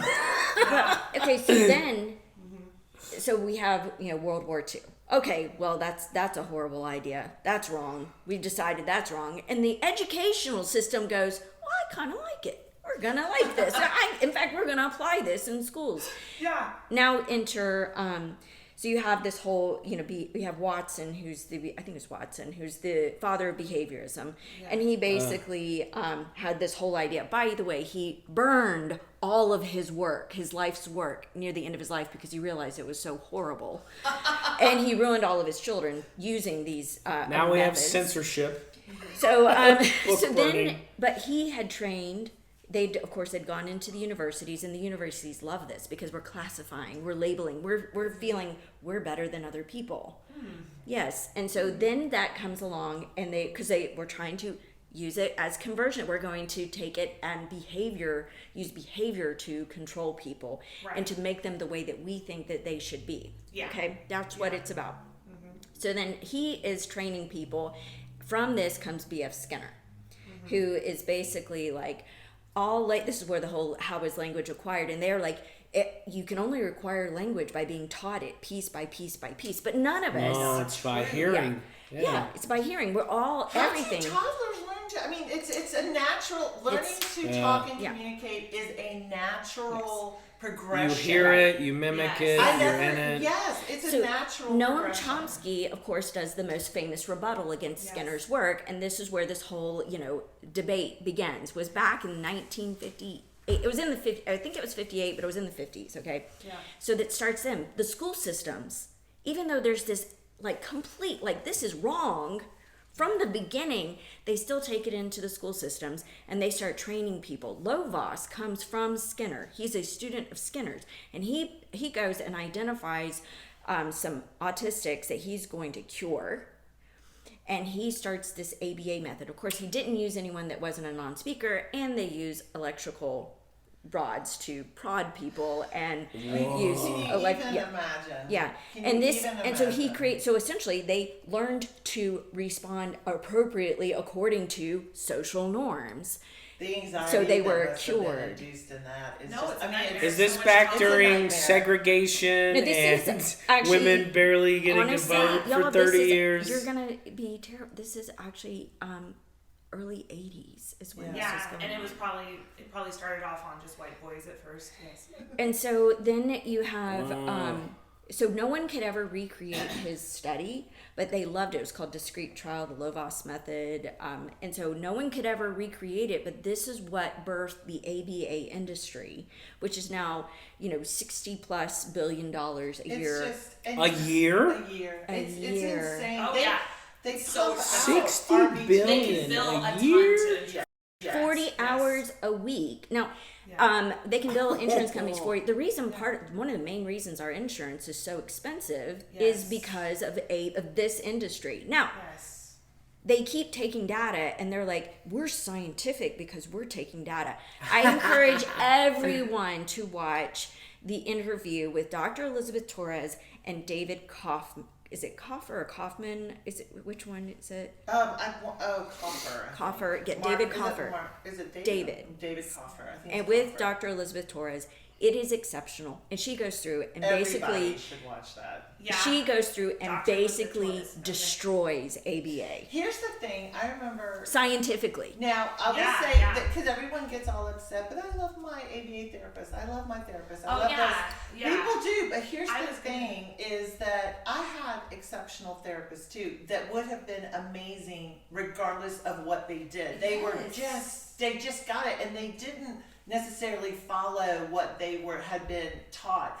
Yeah. But there are plenty of people who shouldn't be working with a very difficult population who are just it's almost like all common sense goes out the window, and they're doing these things but without a purpose. I mean, it doesn't translate. It Yes. does not translate into regular life. And it's like it doesn't. It's like John Paul, touch your nose, and in order to master it, you got to touch it 8 out of 10 times. So he touches his nose 7 times. 7 times. On the 8th time, he mishits because he's a praxic, and then go back again and start because he's got to master it. The fact that he touched it, okay, I mean, he obviously that he the had a therapist, success rate. One of his therapists one time. This is in the very beginning, and I was thinking, this is not good. I said, do you know what apraxia is? From a speech therapy, he said, no clue. Never heard the word before. So what the person doesn't even realize what the problem is. And she said, if he wanted to talk, he would talk. Because they think And I'm everything going, is behavior. and that's why I'm like, Yes, we gotta go. so You gotta bizarre. go. You gotta go. They- Because talking is natural. Nobody doesn't want to be able to talk. Yeah. It is not a behavior in the sense of what they're calling it negative behavior. It's not. It is a motor planning problem. Well, these behaviorists, they think that everything is motor, or I mean, they think that everything is behavior, and they don't realize that speech is 100% motor. 100%. That's the first thing you learn at any conference for apraxia. Speech is motor. These Speech is people motor. that are performing these just inhumane practices on these neurologically disabled children, not intellectually disabled, neurologically disabled, meaning the wiring is wrong. Yeah. They are literally, or not, I shouldn't say wrong, but just very Inaccurate. complicated Yeah. The issue now is, though, because it's such a business. business that nobody Yes. wants their pocketbook changed. They don't want to lose their Yes. source of income. And people know this, and yet they're still okay keeping this whole group silent because it does and that's the whole meaning. Well, then now they have this. Well, the school now they have this systems, too. secondary. I feel like ASHA and like that type of speech language or occupational therapy has almost become when I feel like it's kind of branching. There's these autism centers that serve ABA and that, and they pair together, and it's almost like this secondary industry. Well, they're in know. bed with each other. Yeah, so. exactly. They're all like shaking, they're all yes. feeding each Yes. other, and it's like The school systems they are so terrified of admitting that they're wrong Yeah. and having to change and having a population that is going to be expensive to educate because they require so much one-on-one that they are just refusing to acknowledge that they're wrong. Well, that is here's- insane. And I'm not trying to minimize the lived experience of anyone who has had success and positive change from ABA therapy. And I think a lot of the community in the industry now that are pro ABA, they acknowledge that it came from these like Bad roots. toxic roots, these toxic backgrounds, and that there's reforms and improvements. I keep hearing and I'm that like, okay, too. could fine. Why can't facilitated communication have this? be allowed Hasn't the same conversion Why therapy don't improved? They, in ABA, why don't they require every person who does ABA to learn a spelling method? Why? I mean, come on. Yeah, They should. Why can't all forms should be valid. Why? Yeah. don't they have to actually learn the neurology so that they figure out that They're it's missing not behavior? a whole course that needs to be included. But see, you can be an RBT in like weeks. I mean, it's like you need a GED. You need a master's to be an occupational therapist. Right. I mean, it's so. I just don't get why this one way gets a pass over and over again, but no other ways. I always say with our kids, you have to be that much better to work with our kids. You've got to really be good to work with our kids. And the only way to get good is to work with kids and get experience, but you gotta have an open mind, and you have to, I mean, if you think that behavior is, if you're thinking these kids as a negative in behavior, and that's what you've been taught, because they're indoctrinated into this. Yes. So you're trying, then you're going to come at it already annoyed. Oh, this kid needs a good, and so you're already coming at it. A good beating with the place. ruler, Well, like it's the old you're school. coming at it. Well, It's all about the carrot and the with water. stick. At one place, wow. he was shot in the face with water. Every time they gave him a squirt of water in the face like a dog. But they would hold stop signs up What? to Houston. This is what, if your child, could you imagine if your son was being taught and the teacher shot him in the face? What would you do? I want to say to the people doing it, what would you do if it happened to your child?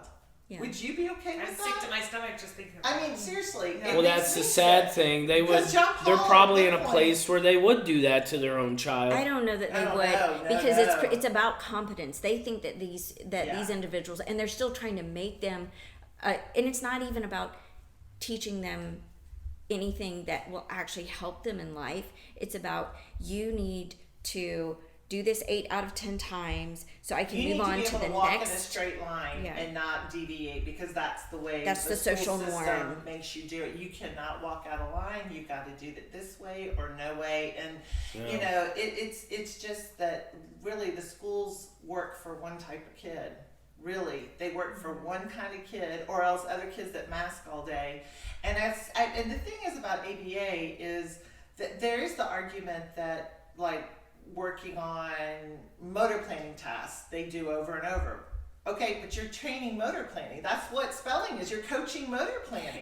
Except that with spelling, you're getting them access to language. Right. With 26 unique motor plannings, you're giving them the ability to communicate. The thing is, or like one parent might say, well, ABA worked great for my child, but their child might have been an ASD 1 or 2 kid, and maybe their motor planning, and it did work better for them because they were able to control their body. So that's the thing. But for our kids, it is poison and torture for our kids. Yeah. United Health Group and the Department of Defense both took all of the data from ABA because they're having to pay for it, right? And they came out, both of them independently of each other, said, we do not want to cover these services anymore because we have the evidence, the data that shows they don't work. Who were these targeted for? It was the 40 hours a week. It was the severe non-speaking global apraxia. ABA behavior does not fix motor planning. And That's the bottom line. What's terrible is for most families in most parts of the country, especially when they have a very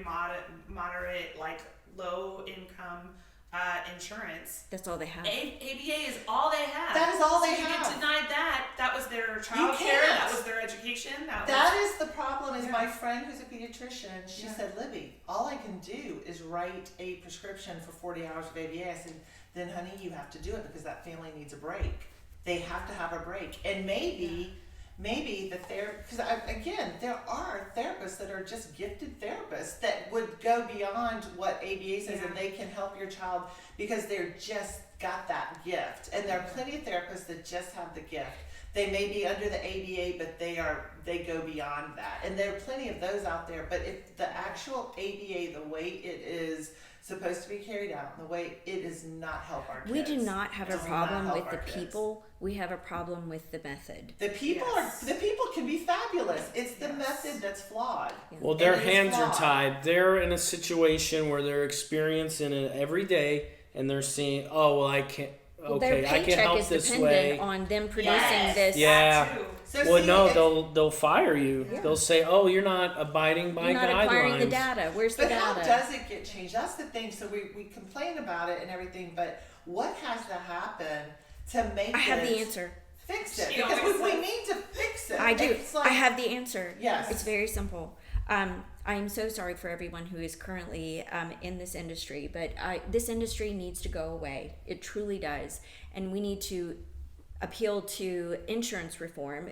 That's what first thing that needs to happen. And we need to take away the 40 hours of insurance paid for ABA and ask insurance companies to instead provide 25 hours a week of trained occupational therapy where they're working on motor planning, where they're doing sensory integration, where they're doing vision therapy, purposeful motor. And there are incredible therapies that address the sensory, that address the visual issues, that address the vestibular and proprioceptive system. Is anyone doing this ABA stuff have any idea even what a vestibular or proprioceptive system is and how vision affects that or how hearing affects that? No. None. And so that's actually really brilliant. It's less expensive. You want to bring that education to the insurance companies themselves. Yes. So they know.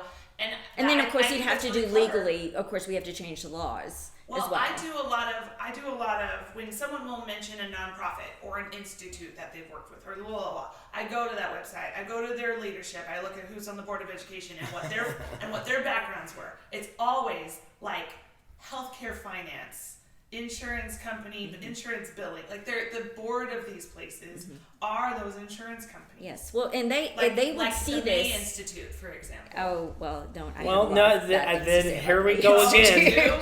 Okay. It goes back to Their Luciferian ABA. practices. Well, yes, and so That's their what- entire board Yeah. is healthcare finance. Oh well, yeah. But why is the serpent around? Oh The well, okay. healthcare. Actually, I why want to is talk, the serpent wrapped that's- around their logo? Okay, and people don't like that. Is She's essentially got a cool story about this. She told me this already. okay. So Yeah. there are. I know what they're gonna say, but I know what it really is. Right. Little segue, Go ahead. listen. Sorry. I mean, there's essentially the Greek. I think it's the Greek one. There's where a it's- Greek story. Yes, where it's basically these Greek gods are the cure. They're the healers, and that's who this medical community. Nephilim. Right. I don't know if it's Nephilim, but This is just my opinion. It's This is just my opinion. but it comes from this mythological story. Okay. And then, of course, what's so interesting, though, is in Numbers, I think it's 21, there's the story. The Nephilim one is 69. The human women. Michael. Sorry. She's talking about the Book of Numbers. I'm talking about numbers. Go on. Sorry. Okay.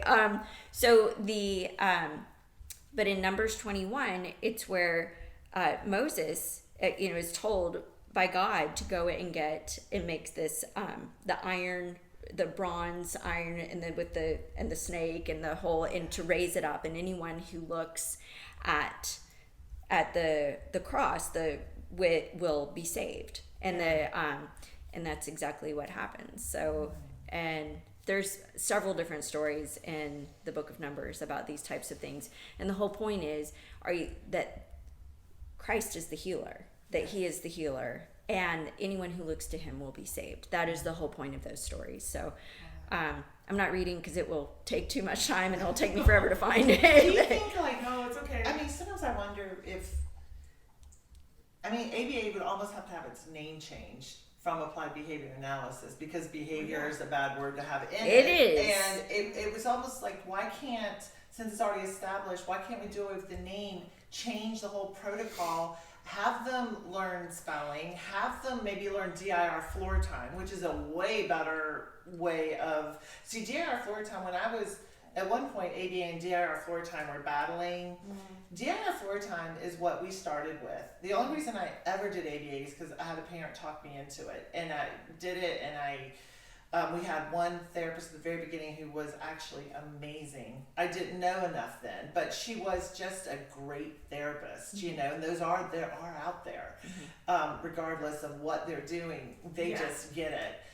We had a lot of those, so we were pretty blessed with that. And I got rid of the ones that I thought were going to try to torture my child, into things, just ridiculous ideas, and that were going to give him great discomfort, and not really fix the issue.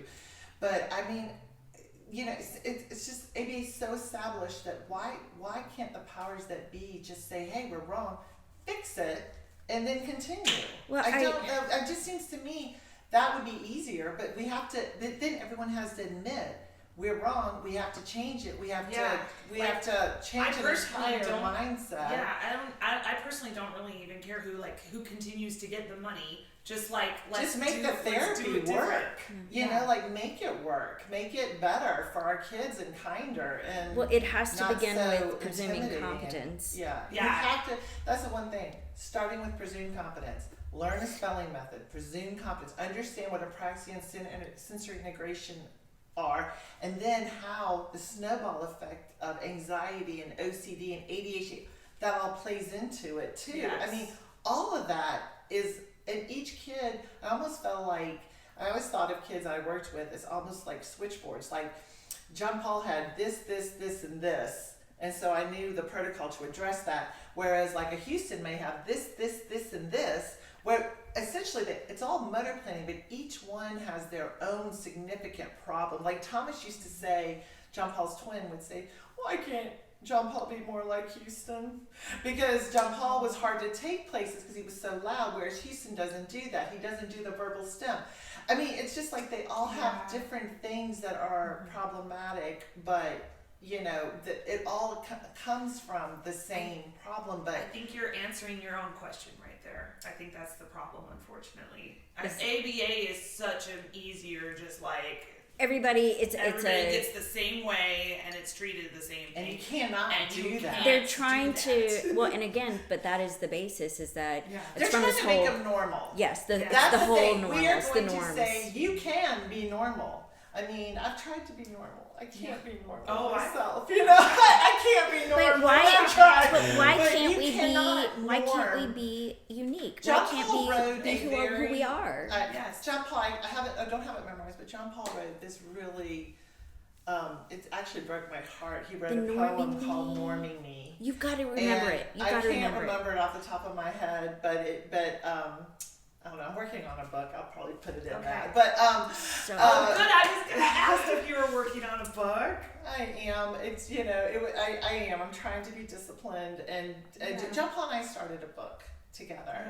And then so I can kind of go from there. Katie, I one time showed Katie all my chapters. She's like, "That's perfect!" Like I had all these chapters. She's like, "That's how you organize your book." And different chapters that just things that were just I wanted to talk about. But anyway, he wrote this poem called "Norming Me," and it is heartbreaking about trying to make him normal, and it just. I mean, I think of our own story, and I protected John Paul as best I could, but there's lots of parents who don't know their kids need protecting, and they're sending them out into a day of hell. Well, and they're given because they don't have a choice. The parents are don't have a choice. Yeah, they're given no choice. They're not even given the time to really sit there and assess what's best for their child. They can't, because honestly, it is so hard. Because they have to work. I was so desperate at one time, just for a break. I was so desperate, and I remember, we had to have a lot of family help to pay for stuff because it's crazy how expensive things are. And I remember my dad saying to me, "Honey, what do people do who don't have any financial backing from, or like a family?" I go, "Dad, they suffer." Yeah, that's exactly what you call I said that, and I worry about those these are people the statistics that all the time. Die early, unfortunately. Yes, they get put in homes. Yep. The parents, there's a lot of divorce. Parents are. It's just the suffering that I know exists. The trauma of the parents is unreal. I was. There's no way to explain it. You have to live it. There's no way to explain it. Back to, remember we were talking about the bathroom, and this isn't even necessary. I'm just going to tell the story without sharing names. But there was a mom who she pulls up to this grocery store, and she realizes her son has got to go, and it's an emergency. And the problem is because they're so disconnected from their bodies, it's a lot of times difficult for them to communicate in any kind of, you don't get the cue soon enough. So you're in always this crisis state. They don't even have the interoception. That's exactly right. They don't have the and thank you. But that's exactly what it is. It's the knowing where. And I remember I did this one thing with Houston one time, and he said, I can finally feel where my stomach is. And I was like, oh my word. Like, not to even be able to have a sense of where your internal organs are. Yeah. But that's what interoception is for everybody who's listening. Yeah. So, well, I know about it because I had that up until I was 11, 12, 13 years old. I would wet my pants. yeah, So, because it's that lack of awareness of where your internal organs are and the pressures, and those send the signals to then let you know. Then you have to motor plan to execute. Jump Hall would wet the bed. I mean, up until the last, it would happen. Yeah, all the time. it's because they can't feel it, He was either that for sure, or having a seizure. or it's That seizure. I didn't know he had a seizure because it might have been while he was, it could have been either or. Yeah. So anyway, so she pulls up into like right next to this woman, this entitled woman pulls up next to her, and she's like, "You're not allowed to park there." And where they were doing construction in the grocery store, so they had like outdoor bathrooms, and so the mom was like, "I can't." Anyway, There's always that person the woman that wouldn't ruins it, that makes it so the hard. woman wouldn't move Oh my so she God. could open her door to get her son out. Are you serious? I'm not kidding you. That's And the worst of the worst that you so ever- her That's when I would son, let her meanwhile, son pee on the carpet. well, it's, I mean, and it was, of course, it was number 2, so it was a big, so it was, Yeah. anyway, so she, Cover of that course, car. of course, he ends up having this huge mess, and she, of course, is furious, and she's screaming and very angry at this selfish, entitled woman That's awful. who's just who are these people that want to police everybody? I know. The Karens of the world, I Yes, suppose. well, gosh, and it's just They're so unhappy. this woman then goes she's Who literally. cares that much to bother other people trying to survive? But these are the kinds of stories that these families with these adult non-speakers with severe apraxia and seizers, and who They have are no literally clue. their faces are just they have bruises and everything else from falling and hit. I mean, we had like John Paul would get John cut Paul had at one point. his He used to when he was younger. He had stitches everywhere. He'd fall. We had terrible accidents and problems and bruises, and at one point he picked on his skin when he was younger, and luckily we broke that loop. But But this woman then after this, of course, gets down the license, has the police sent to this mother's house. While the police come while she's literally hosing down her son's clothes in the backyard. And this is what these parents are living with. They're living in a world that doesn't want them, that the world is not just doesn't want them, but is taking the initiative to make their lives more difficult. Yeah, it's I mean, actually seriously, worse. I do always say again, autism is not the problem. It's Society. that's the problem, and not understanding, but then not even trying to understand. Like, so just little teeny, like I call them microaggressions of people that just constantly do things that hurt, and then they wonder why you explode after. Oh, we're not maybe a allowed to have small emotions. thing. Yeah. We're supposed to basically work 24/7, sleep deprived, have injustice after injustice, no resources, everyone against us, and we are never allowed to have an emotion about it. We're supposed to also stay completely calm. We're never allowed to get angry or hurt or feel violated or have express our sense of great injustice that the world is wrong, won't admit it, and doesn't care. Well, that's really what it is. If it's not my problem, then it's not. Like people have that attitude. Well, just thank God it's not my Or then problem. even the ones that are, I don't know. There's just this whole other subset of the community that think they understand and that they're advocates, but only their way, and they can't even fathom or comprehend that maybe that's incorrect.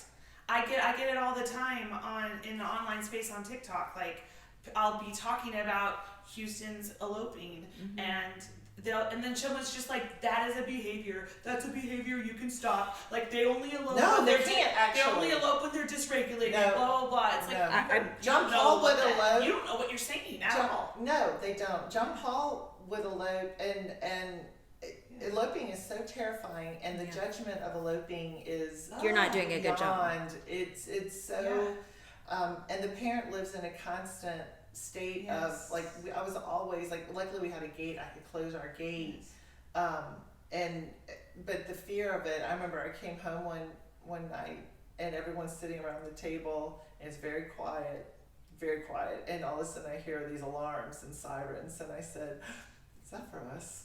And they both everyone's kind of like, yes, because John Paul had gotten out and just had walked. He had gone out. He was naked and he walking down the road, and someone called and said, "There's a naked man walking down." You know, the fear of him being shot or somebody thinking he's this pervert or something, and he was just walking down the road.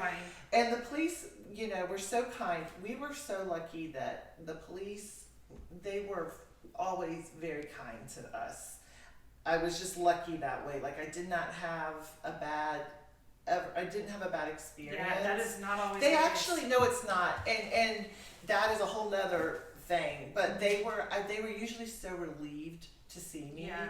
Like one time when he did it, they said, "We're just so relieved because we don't know what the hell to do with him. Yeah. Like, you know, we don't know what to do with him." And they were just like, and even like at which the hospital, which is another failing that Which that, is- that yeah. police don't know what to do. They don't. and you know, And there's some horrible stories There from are some police really bad doing the wrong stories, thing. and I'm always worried about that. But the police, you know, and so they just came out to check on, you know, and then one woman, John Paul had gotten out one time, and the thing is, they're elusive. Like John Paul, he could be quiet and someone said, "Well, that's behavior," and I mean, who knows? Maybe that time it was I don't know, but normally, you know, John Paul he might have had his own plan.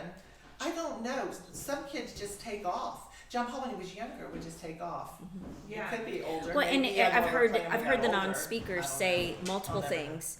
Like one, like Michaela, in Michaela's voice, she says that it's my. I can't remember if it was like my body or my spirit, but like essentially one of them is trying to catch the other one. Yeah. Oh, Like it's essentially wow, like that's the neat. spirit's leaving. Yeah. Hi, Houston. We're talking about eloping. Oh, he's an He's expert. back down He's for back. that. He's like, I can tell you. I know all about You know, eloping. in Kentucky, we have a new alert called the Ian Alert, Oh. and it's specifically for autistics or other people who Oh. struggle with eloping. Real quick, for the world, if there is an elopement, immediately go to every single near body of water. That is the very Yes, first yeah, place you that's go. what this- Immediately That's go what to this the alert water. says, to maybe look at water. Immediately. Like, John Paul would seek Yeah, the water yeah. always. That's Yeah. like, and it's he loved because, the and water. Houston, and we've talked about that on, Yeah. haven't we talked about that on the podcast about the water? Yes, a little bit, but I So- would love to get more into it. Okay, we need so- like an entire water episode. We do need an entire water episode, but basically they can feel their bodies in the water, the vestibular system. But again, back with what we were saying about about the water. The water's spiritual. The water Yeah. has memory. Like they can sense God in the water. But the Yes. problem is they don't have the motor planning to keep themselves afloat in the water. Yeah.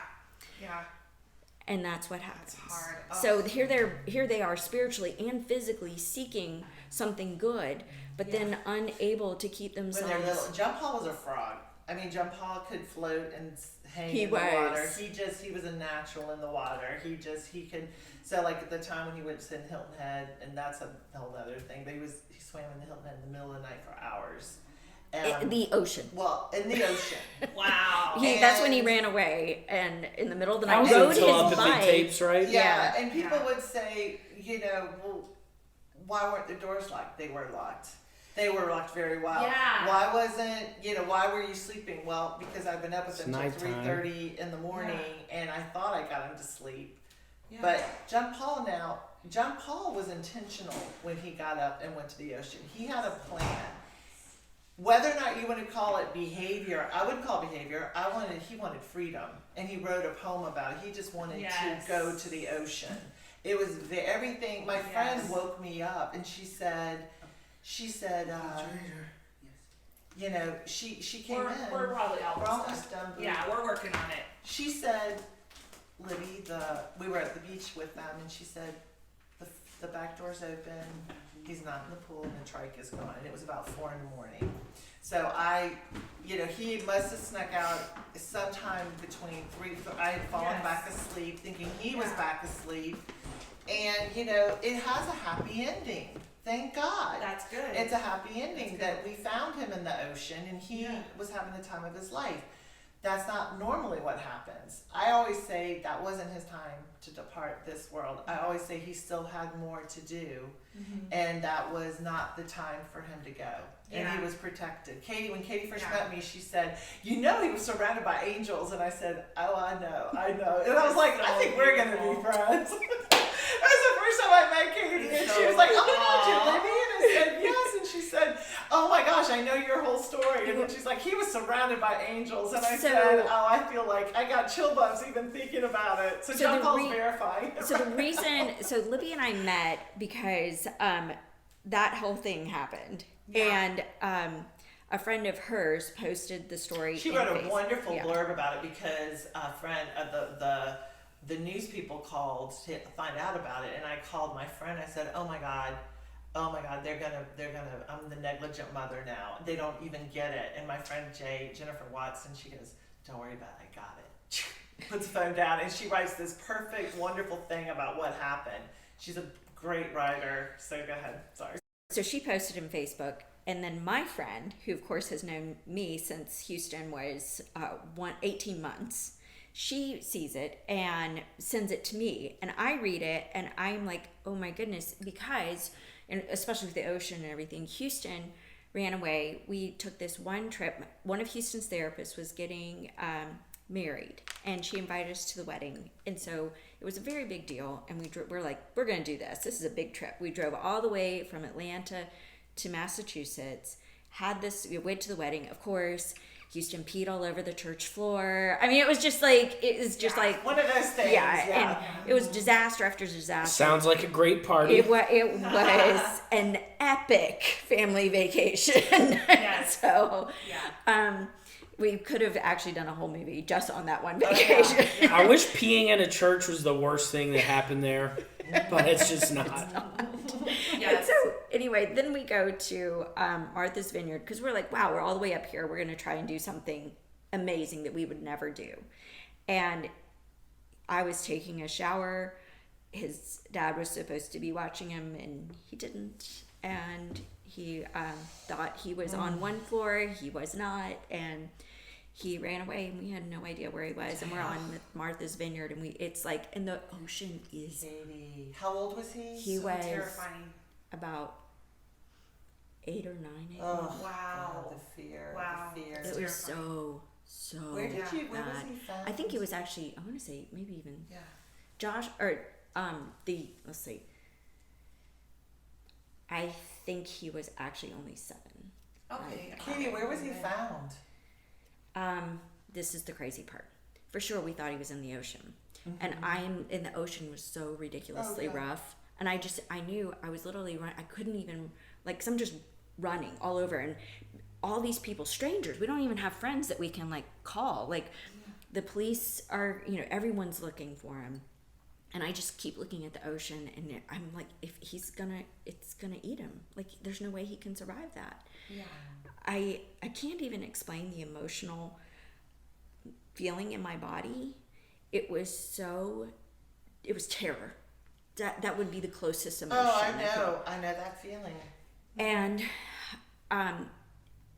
I was running everywhere, just and also everyone, because they don't have ACs up there, everyone just has their doors open, and so I knew he could be in any house, he could be in any condo, and he's not going to answer you. No, and so no clue where he could be. The police were had just put in the order to get the helicopters to go look out everywhere, and they got a call.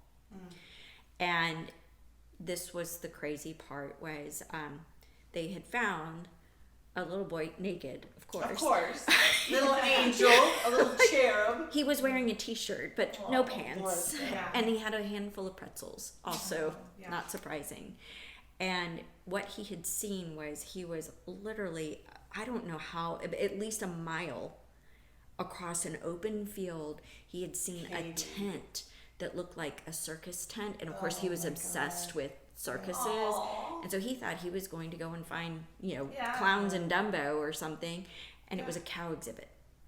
Okay. And someone, Interesting. some kind soul. Someone saw this Thank child God. and Thank called the God. police. Thank Yeah. God. And people don't. And then the very next day, we tried, because we were still trying to recover this vacation. Yeah. We went to the beach. Houston sprinted off down the shore, Ugh. and after we caught him, we literally got in the car and drove back to Atlanta, and that was that. Yeah. It was just That we went home the very next Yeah. day. We didn't stay another day at the beach. Yeah. I'm like, he's gonna Yeah. try it again. Yeah. He will definitely do it again. Yeah. It Yeah. worked the first time. And then he'll you keep and going. then And you don't and know then the on- geography. And then so you're already experiencing all that, and then you have to experience the judgment. Like well, and the And then then the siblings and have the to go siblings home, have to and then lose they're disappointed. out. It's a whole and the thing. family. Yeah. And, yeah. Yeah, it's a whole thing. well, and then spouses tend to get very angry, and they don't necessarily process all of the disappointment and trauma well. Yeah. Yeah. And then that that's a happens. whole nother layer. It's just it's it's there's so many parts to it. Yeah, There's so yeah. many parts to it. I think that if everyone could just be kind to each other and just love, like John Paul always said, the only thing that matters is love. He said love is he just said, like, make your whole life about love. If everybody just took the time to be more loving, everything would go better. It's such a simple that. message. It's so simple. Well, it requires you not putting yourself first. Yes. Yeah. It requires sensitivity in difficult moments to trying to imagine what other people are going through and feeling, and then adjusting your expectations based on simply compassion for the Yes. others. And it requires being aware that you might be wrong, that you don't know what Yeah. you don't know. You have to swallow your It's pride. like it's totally understandable that you don't know. Like when the first Ian alert came out in Kentucky, everybody in the Facebook neighborhood groups were like, "Why did we get this? What is this about?" And then they were like, "Well, why would they let them run off?" And all Oh these my things. word. And it's like, okay, cool. I get that I understand where that's coming from, but how about you don't know what you don't know, and so just be loving. If it wasn't a problem, Yeah. it wouldn't have been put out. Yeah. Like, it's just, the more and more we have social media, the more people can Yes. talk about it. But then you have to be willing to accept the information, and you have to be willing to understand, and instead of going to the place of judgment, say, you know what, I mean, we're all human beings. It's just is what it is. And I just want to say this. I really do ask for people to just read our story, because I go Yes. through in detail what it is like on a daily, year by year, hour by hour, minute by minute basis to be living in a constant state of hypervigilance in an extreme sensory environment with extreme trauma and loss, Yeah. and what that actually does to people physically and emotionally, and how their lives are affected. And I do that with such detail because I am trying to trigger empathy. Yeah. Yeah. That is my intent, is Yeah. to trigger people going, oh my goodness, I had no idea. I'm so sorry. I want to be a better person and love people who are suffering so much. Yeah. That's That's- really what I want. That's what happened to me. And like this is a good point to go back to, because I asked you earlier, what can people do? And like you want them to read the book, which is like that's why that happened to me, is because I read your book. So beyond, like I really think, like, listeners out there who have listened to the Telepathy tapes, who have read this book, buy another copy and give it to someone. Yeah. And I'm really not saying that to promote. I'm just saying, like, it doesn't, sometimes just telling them isn't going to do it. We ran into a mother the other day of a 4-year-old nonverbal autistic person, and I told her all about Katie's book, all about the Telepathy tapes, all about you guys, and she was just blank face. She was tired. She Oh, was at stressed. four is a We was were a like a hard couple time. of weird, we were a couple of weird, like hippie white couple just yapping at her in the middle of a library, and she wasn't listening, and she was like, okay, and walked off. I want to keep 5 or 6 copies in my car to just hand to people. I'll give you a box. Heidi, can I tell you something though? I will say this, that at 4 was a very 4 was a rough time, but people did try to tell me about spelling. I had people giving me sheets of paper, but I was not ready to receive it until John Paul was 8, and it almost smacked me in the face. So like with the girls sitting next to me. Feedback. So it's like you can tell them, and it's great to tell them. Yeah. And I think we should all have little cards with like the information, because I agree. The funny thing is that I found that sheet of paper. I've been looking for it forever.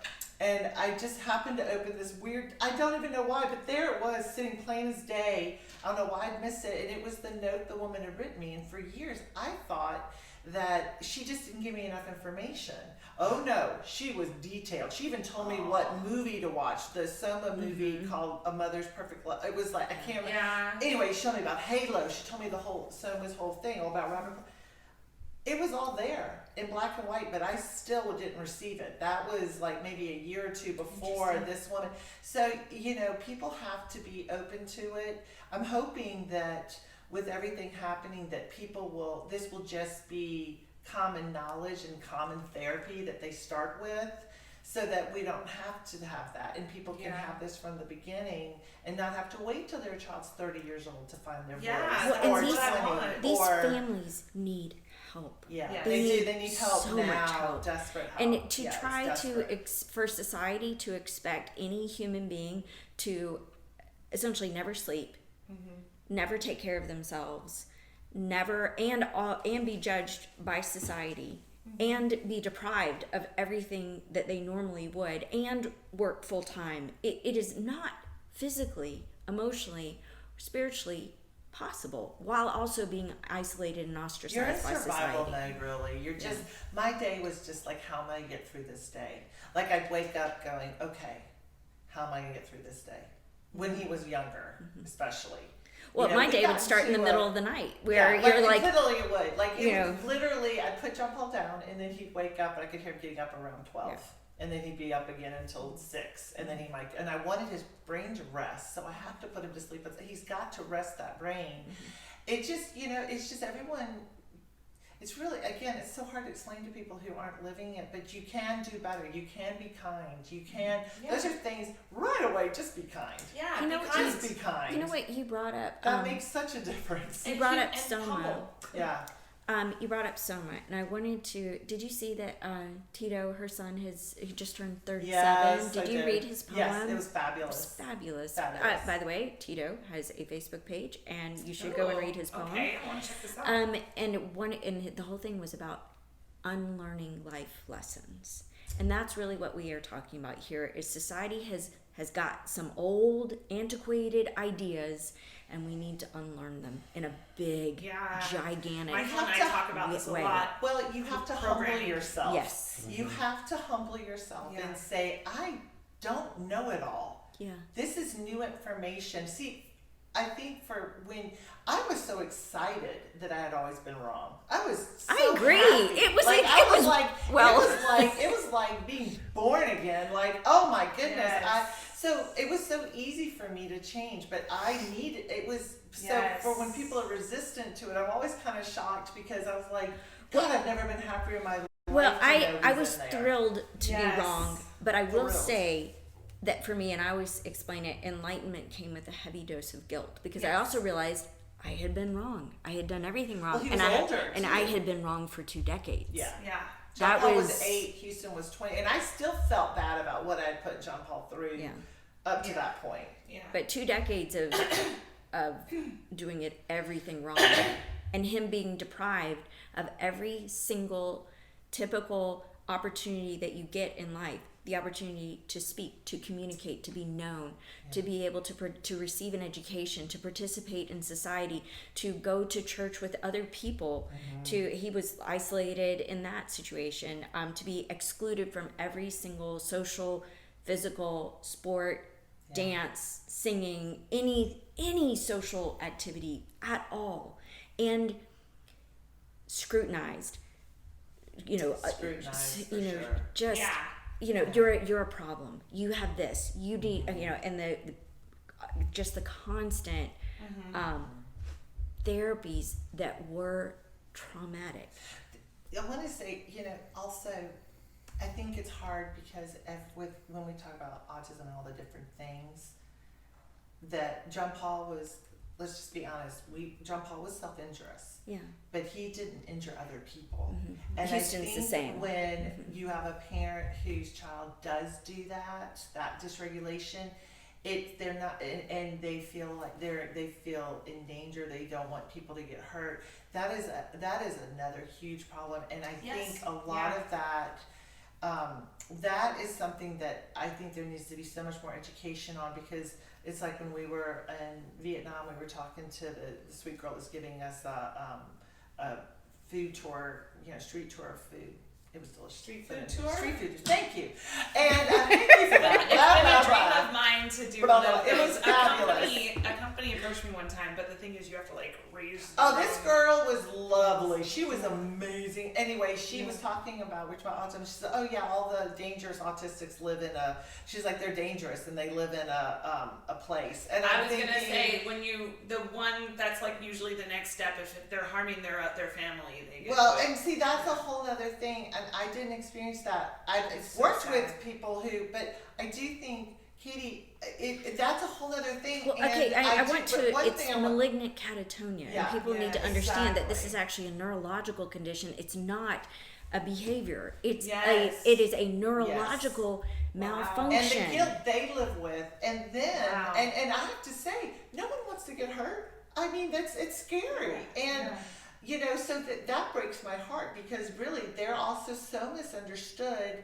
And yet everyone has to be safe. They're dying at what their body is doing. They're horrified. I had a little girl I worked with, and she was, shred me in the arms. I've had my hair pulled out from other, and then it's always, I'm so sorry, and I think I really worked really hard on, even though that wasn't John Paul's thing, I worked so hard on regulating my own nervous system, in the sense of really trying to keep positive thoughts in my head, and because our energy affects our child's energy so much, so it can make it worse. And so I think parents need to really, for us in our house, I got to a place of I'm just gonna enjoy my life. We're going to accept our family. We're going to love our family. We're going to have fun no matter what. We're going to create our own fun. Yeah. That took a certain amount of pressure off. I think that may not get rid of but it can't hurt to work on your own joy and your own happiness, because your child will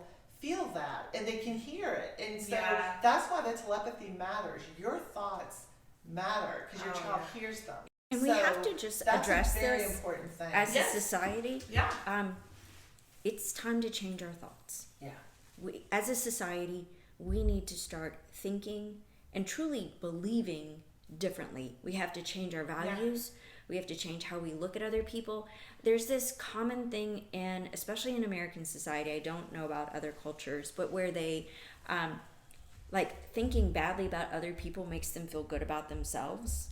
Yes. And we've got to stop that, because, first of all, that's energy. That's going out there. Whether or not you even speak it, it's going out. It's being perceived. It's doing something. That person's spirit feels it, whether or not you say something. And I know because I have felt that before in my life, where I felt better by knowing something, thinking something bad about others. I know that I admit that that's happened to me. But when I think back on that feeling, I didn't really feel better about myself. It was such a temporary, fleeting moment. What you distraction. Well, and the hard thing to do is to do what John Paul did, and to love people exactly as they are. Yeah. And even when you see their flaws, Yes. you go, I'm sure there's a reason that they have that. Yes. What could I do to help them feel safe around me? Yeah. You know, how can I be a loving, safe place so they don't feel like they have to do that thing? You know, and Yeah. I want to, I know we could Yeah. just we so could, much. We could make this a two-parter. I'm just gonna go check on my son real quick. I do want to read Houston's eulogy about John Paul. Oh, I would love that. Because beautiful. and that'd be a good like closer I too. think so too. Because that would be beautiful. I think that it really gets to the heart of, you know, what love is like, what God's love for us is like, and really what we're supposed to be mirroring, and filling ourselves, receiving His unconditional love, so that we can pour it out to everybody else. And it was that's so beautiful. I actually have the funeral on my website, the Love John Paul website, because of Houston and Lily, and it was a celebration of a beautiful life lived. Yes. It really was. But this is Yes. beautiful. I love it, Houston. And he entitled it A Letter to My Friends. Our entire reason for being on earth is to love. Love is God, and God is love. Nothing else matters but love. John Paul loved God and wanted to get close to Him. He learned the best way to be close to God was to learn how to love others. In learning to love others, he learned the heart of God. John Paul let his heart grow without trying to look dignified. Happiness took over. Such love and joy could not be contained even in his enormous form. Having no limits on how much he loved made his body continue to expand just to try to contain his heart. But his heart refused to be limited, and his life became purposed on one thing only: to love like God. The reason we all love John Paul is because that is how God loves. He longs to high-five us, kiss us, play with us, tell us the truth, teach us to hope even through pain, teach us how to forgive others, show us how to see good in those who wronged us, and make truth our only words. The love we all know in John Paul is God. Some people struggle to understand and believe in God and heaven, especially when they experience loss and pain. They can't believe in what they can't see. But we know, we see. For us, it is not faith, it is fact. It is our honor to be His voice, even without one. Kindness and gentleness are His clothes. Hope and laughter are His song of love to us. His words are truth and power. Jesus is our big brother who shows us how to love just like our Father. John Paul's life is all the proof you need to know God exists and lives in everyone who loves. So if you want to see Him, look closely into the hearts of those who live without any thought of themselves, who give what life they have in the fullest way they can. Because if you don't believe in God, or you don't believe in love, instead of doubting what you don't see and can't understand, just love. Be gentle as John Paul. Be kind as John Paul. Be honest as John Paul. Be joyful as John Paul. Forgive like John Paul. See good in everyone like John Paul. Do good like John Paul. Be a friend to all, just like John Paul. Be the one God made you to be, no one else. Live your life with all your heart, all your might, and all your soul, holding nothing back, just like Christ did for us. Seek good, not pleasure or money, and give generously, just like Christ did for us. For the one that gives will not be able to hold all heaven has stored for all their giving on earth. Seek life trusting God, not in power or control. The one who trusts God will have more power and influence than the wealthiest men on earth. Look at John Paul. He had no money, no power, no voice, yet his life is the most influential life in this room. That's because he chose to trust God and love without any selfish motive or fear. And that is the most powerful force in heaven and earth. Now John Paul's life has begun. His first words in heaven were, I, Son of God, am home. John Paul is bigger and more beautiful than he ever was here on earth. He has more work than the angels can handle. Most people don't know we have jobs in heaven. Small men are those with no love and no integrity, no matter what size they were. Heaven has no jobs for them. Big men are the ones who love and fight for others. That's why John Paul's job is so important in heaven. In heaven, our gentle giant is a warrior, a giant for love. Raising an army has always been his whole purpose, even when he was here. He knew he was called to be great, to lead the forces of heaven for God's mission of love. Power and strength are in good, not in anything that lacks love. Like John Paul, let us win the battle against anything that is not love and live a life all for Christ with a full and undivided heart. John Paul is calling us to fight with him, believing, giving, and being brave, true, kind, and good. That was beautiful. Yeah. Tearing up. I glanced at the timer when you started talking, and it was 2 hours 22 minutes. Of course it was. That's a good number for you guys. Yes. That's my mom's number. That's amazing. Of course it was. Amazing. Oh wow. I would- Dang, this was great. Yeah. Yeah. Well, we hope you all enjoyed this. This will not be the last time that Libby joins us. I think I'm speaking for everyone when I say, Libby, get on that book. Yes. We Yes. need more books. We do. We do. We have a lot of A lot of stories. Everyone's got a story in Well, this world. Yeah. and we have, as a society, as a world, we have a lot of lessons to unlearn, and we don't have to be proud. We can all say, you know what? We were wrong about some things, and we need to relearn. We need to relearn how to love. It's honestly so freeing when you just decide to do that and say, like, okay, I was wrong. Yeah. And It's freeing. repentance. Oh, It's beautiful. It's the best. It will Yes. set you free. It does. It's so true. Yeah. Well, thank you guys, and I love you, Libby. I love you too, Katie. We love you so much. Yeah, thank you. Thanks for being This here. was fun. This is great. All right, well, we'll see y'all next time. See you. Thanks for listening to the Podcast of Heaven. Email us at podcastofheaven@gmail.com. We're on Instagram and TikTok at Asher House Hope. Be sure to leave us a review on iTunes and listen to us everywhere podcasts are found. Thanks again. We'll see you next time.